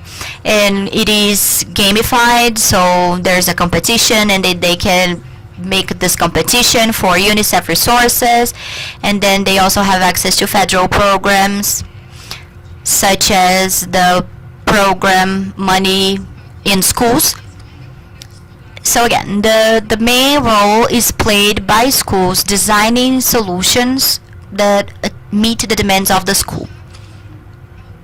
And to wrap it up, I just wanted to show you some material that is available and that could be interesting to all of you. We have a lot of material to help teachers in the classroom, but also others. Let me give you some examples. The first two are materials for boys and girls, and they could be moderated by teachers in the classroom or in other contexts. But there is this guide showing how students can help fight climate change, and it goes even further, the environmental education, which is about understanding the impact and how it works and so on and so forth, but it also works with empowering the students to understand, what can I do about that? What are the tools and the strategies that exist that I can use and that will put me in a position of activism? The second one is for younger children. It's a podcast and I am in love with it. They tell stories approaching different topics. These voces da natureza, or voices of nature, can be played by teachers, for example, and we even have some guides proposing some activities for teachers to work on this material. And the other tool is for teachers with classroom projects, with how to approach those subjects, what are the resources that could be used, what are the references that we use. We also have some tracks for education and pedagogical activities.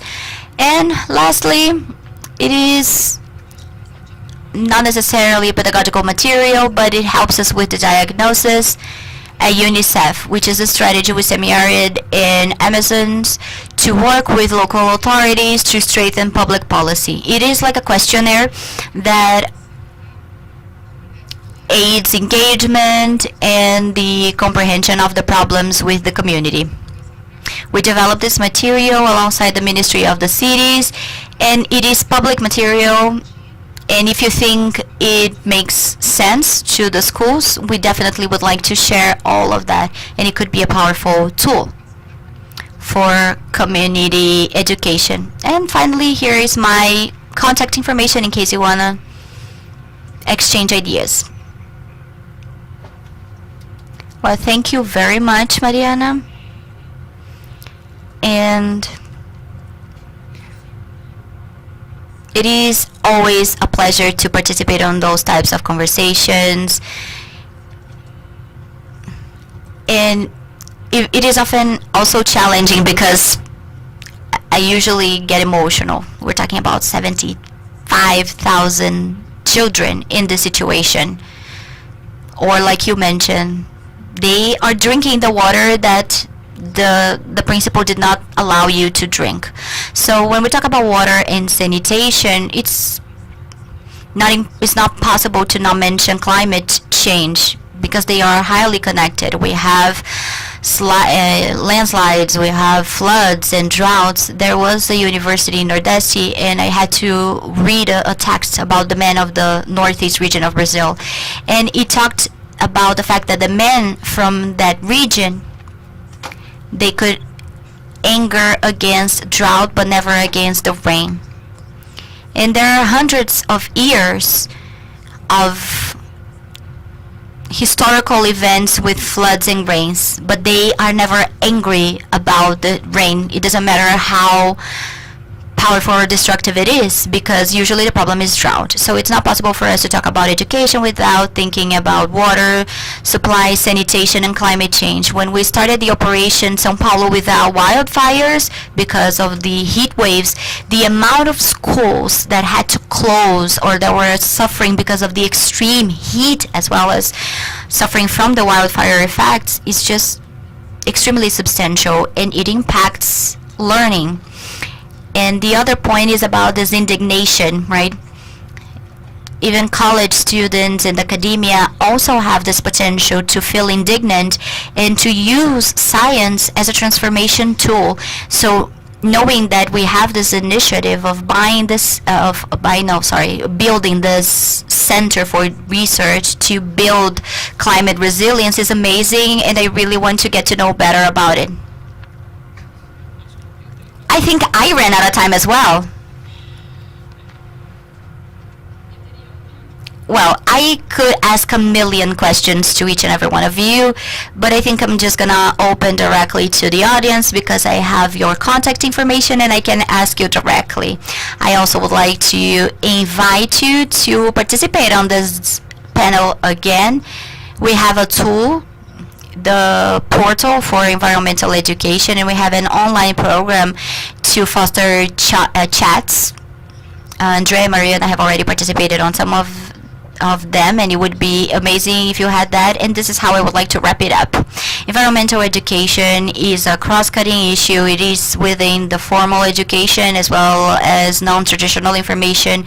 It is part of academia, teacher training, as well as the public power, as well as private sector. During this event or the water month, and thank you, Esther, for organizing it, is that it requires a lot of effort. On Monday we talked about water and health, which is again something that just goes hand in hand, and today during this morning we talked about the technical part about circular economy, how it could be applied to water, to check for main ways of reusing the water and how it could work as its own autonomous source, the work for ESP waters, and so on and so forth. And this is technical work that can only happen if it is a collective effort involving community as well. And can we ask one question, maybe 10 minutes to ask some questions or to make a comment or something? I think we have one here, and the microphone is in the pulpit, so if someone could help us with that, please.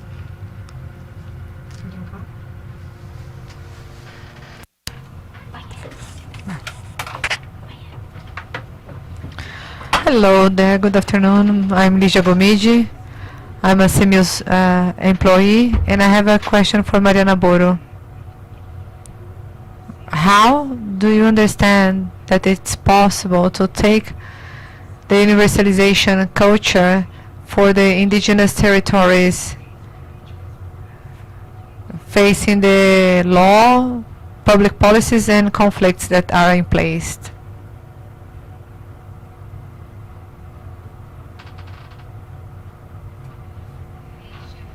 Ligia, what a big challenge. When we talk about indigenous territories, there are territories and territories. There are some that are much closer to big metropolitan centers, and then you have one perspective, and then you have bigger territories that are the size of a country, and so the challenges are quite different.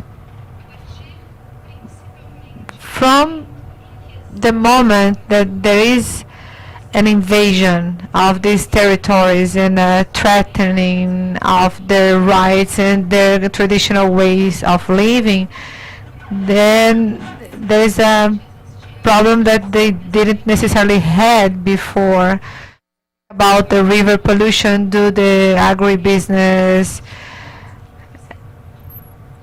You are actually threatening the rivers that were supplying those communities in a clean way.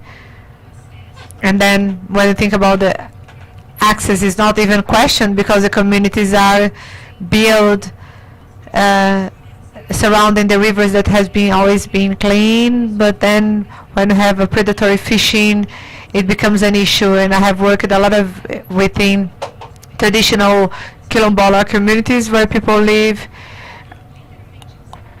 on the top of the river, and then they have those stilt houses, and they live in literally on the river, and they don't have clean water to have a bath, and they have rates of diarrhea among the children that are unacceptable, and it becomes a public policy problem, and we have to deal with this issue now.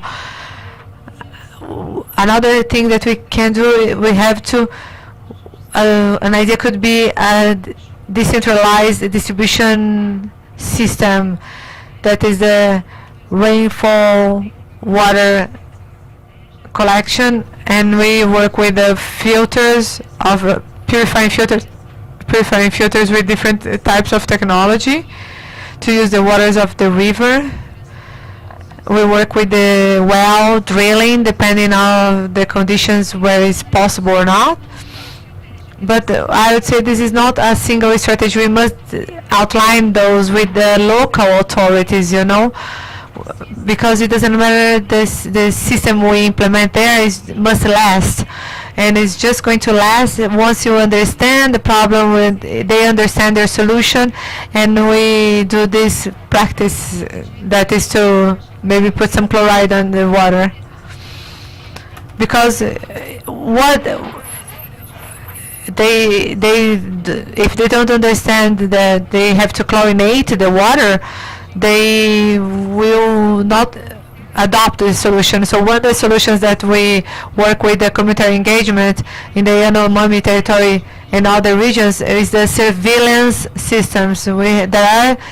Because indigenous communities, they are very protective to their territory under a big risk of their own lives, but they are very protective. And one thing that the ministry is doing is, along with the indigenous organizations, is to strengthen these surveillance systems that are there to report invasion of mining or illegal fishing, and also health emergencies and also other topics. So this kind of technology is a way to get faster, to bring faster the information to the government, to bring a response also faster, because then once you created the solutions that can be developed there in their local, they can be threatened either way, do different other kinds of contaminations or invasion. So this kind of emergency and monitoring that is essentially communitary but must be complemented with the public power to be strengthened. They are a way to respond, but we don't have a single solution.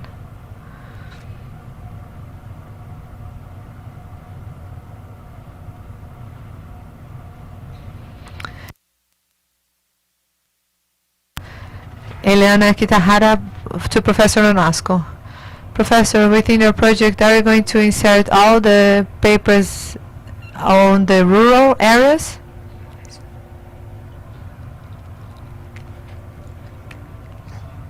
Yes.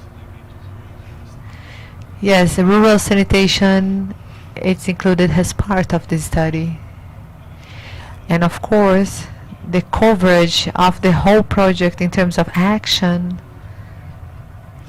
it's restricted more to the Paulista territory or the territory of São Paulo, but we do have some works that have been developed along with traditional communities, like the collecting of rainfall water, with the thesis of PhD and masters in this field as well. So the project is being launched currently. There was a contract signed with FAPESP last week, and now the challenge is to build the team and to structure the project. But there is no doubt that it is rediscussed all the time. The idea is not only about the metropolitan areas. Let's see how far we can go with this project.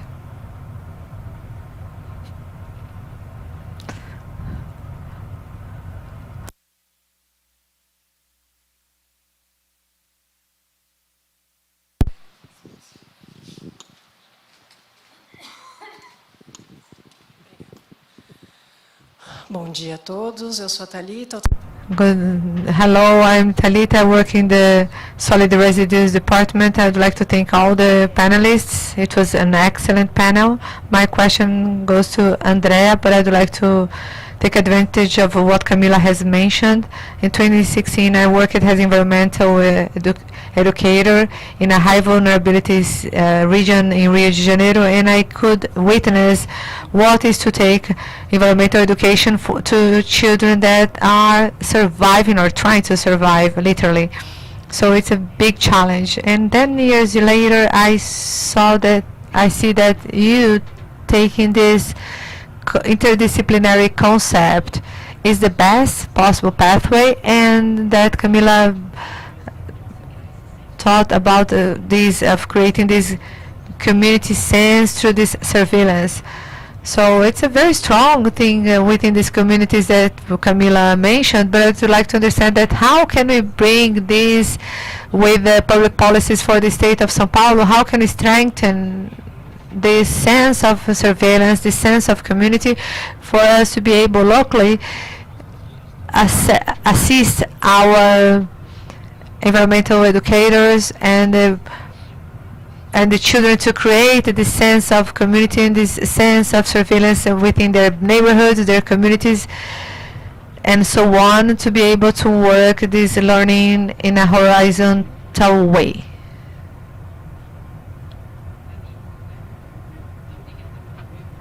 Talita, thank you so much for your question.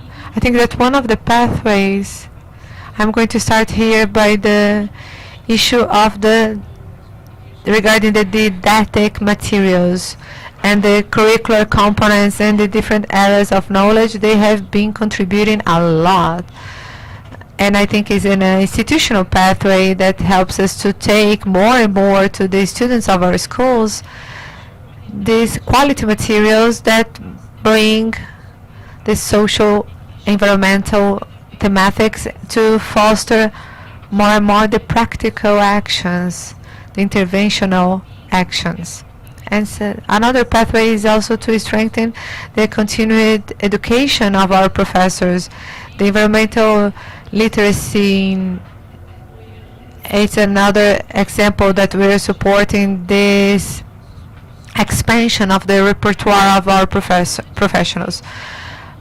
But then it's important to mention that each regional education unity, they do have the autonomy to do their actions, from building their regional and local articulations either with the university or private sector and organizations. And also the schools also have this autonomy.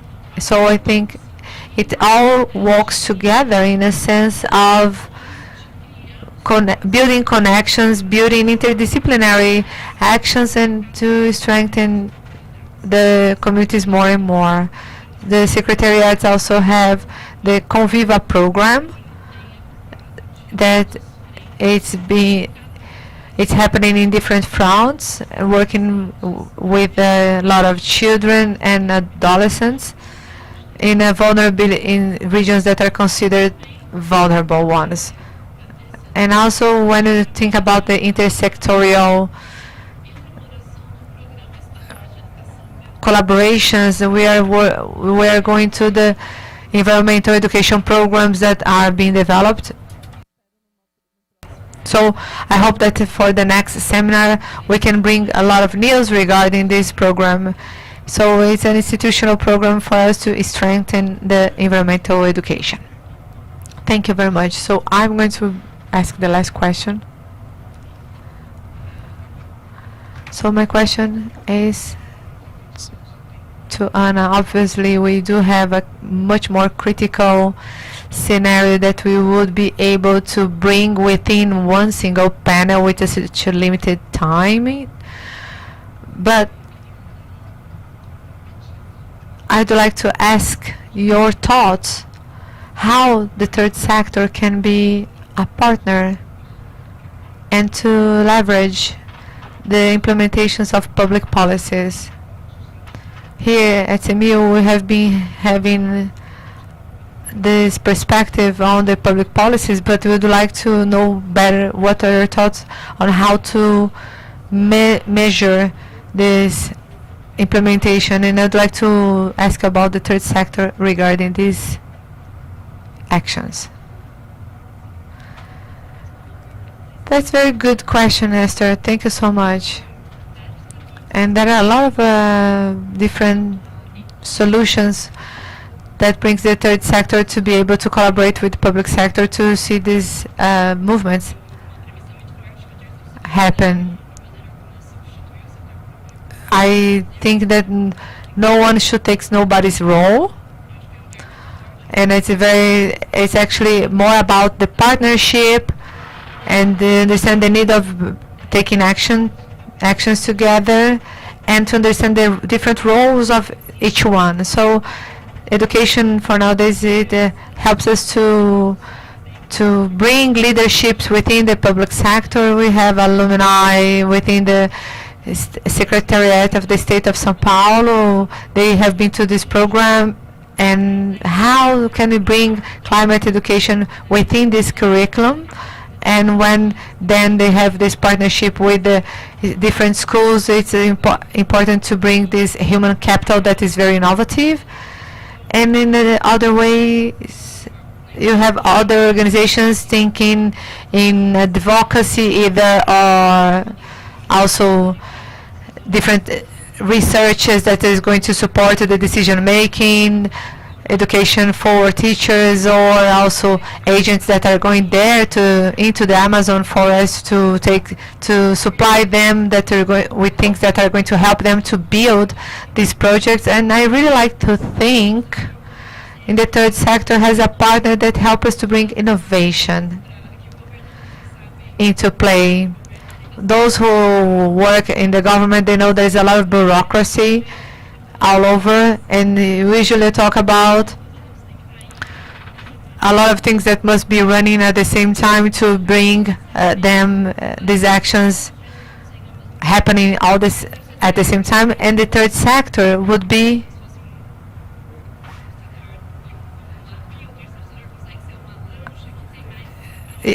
if you can make an analogy, like the public sector will be like a ship, and then this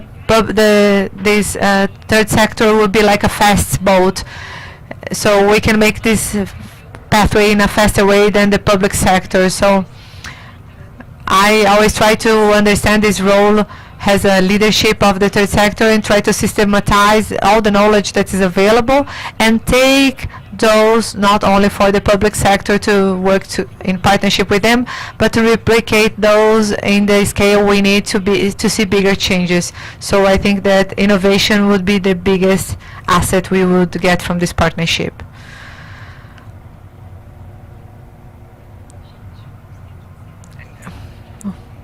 We have to wrap up. Unfortunately, I would have thousands of questions. I'd like to leave the suggestion here to have another round in a different situation. I'm always very emotive. Everything that is regarding the education, it's a theme that makes me very sensitive about it, and I'm very proud of so many nice professionals here in the same panel. So Esther, I'd like to thank you so much for the proposal that I remember the day you arrived with this idea, and we have done a lot of different actions together, and to invite you all to get to know the portal of environmental education, not only to access but also to collaborate with us, giving us suggestions, and we are with our doors open to all of you. So thank you, the organization, and thank you for the ESP people that help us to make these events possible. Thank you so much.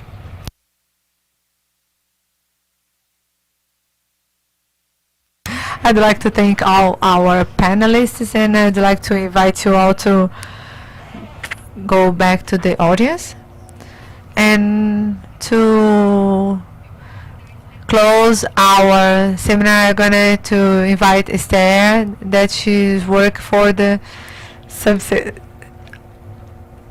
Deputy Secretariat of Water Resources here at SEMIL.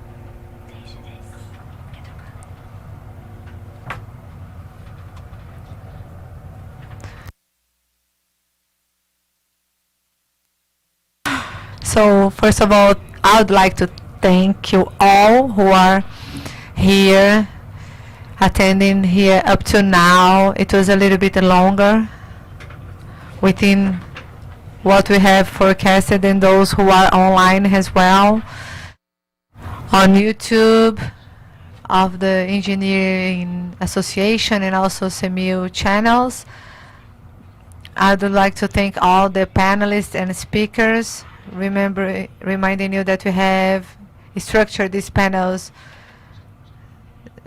in order to celebrate the International Water Day, but we also bring, in a partnership with LARA, we have structured a Participe, where you can get the material, and all of the educators can get materials from the Verde and Azul project. And so we are people from engineering and sanitation. So Lara said, there is a demand we have to meet, and a lot of people talking about water resources and not many people talking about sanitation. So we have to bring this agenda into play. So we had a little movie sessions with a lot of participation with Caio Ferraz, the movie maker, bringing the topics of water and sustainability. And today we are wrapping up the part of the first international water seminar that we have started last Monday, where we first brought the topic of the inclusion, because the sanitation framework was not bringing the rural areas, it was only for metropolitan areas, and then we have expanded. It was a very happy and right inclusion that we have done, and within this sense, the state of São Paulo has taken this challenge not only to structure the public policies, but also to planning the projects for sanitation in remote areas that are considered social excluded areas. So who knows me, I have done my doctorship within the favelas of the São Paulo coastal region, and we know that the rural environment was way out. And now talking about the different arrangements they have done, the technologies they brought, and remember that they don't chlorinate the water. They don't chlorinate the water there. They brought different prototypes with the ultraviolet lamps. So we have to innovate here in Brazil. We must get into a different context, looking at, as UNICEF has mentioned, looking at the local contexts, and how can we meet specificities without getting into so many complexities. And on the other hand, they also have done this study on the correlation with health. And we have always looked to the health under the perspective of the different rates, like potability of water. And then now they notice how the children are growing more due to these improvements we have done. And they brought an article of this article that was published in the United Kingdom, and it was actually appreciated throughout the world, because this project showed how these sanitation solutions, the impacts of the sanitation solutions, they are go way beyond of what we can see in our daily life. So then we went through health emergencies and the facing of the emergencies in cases of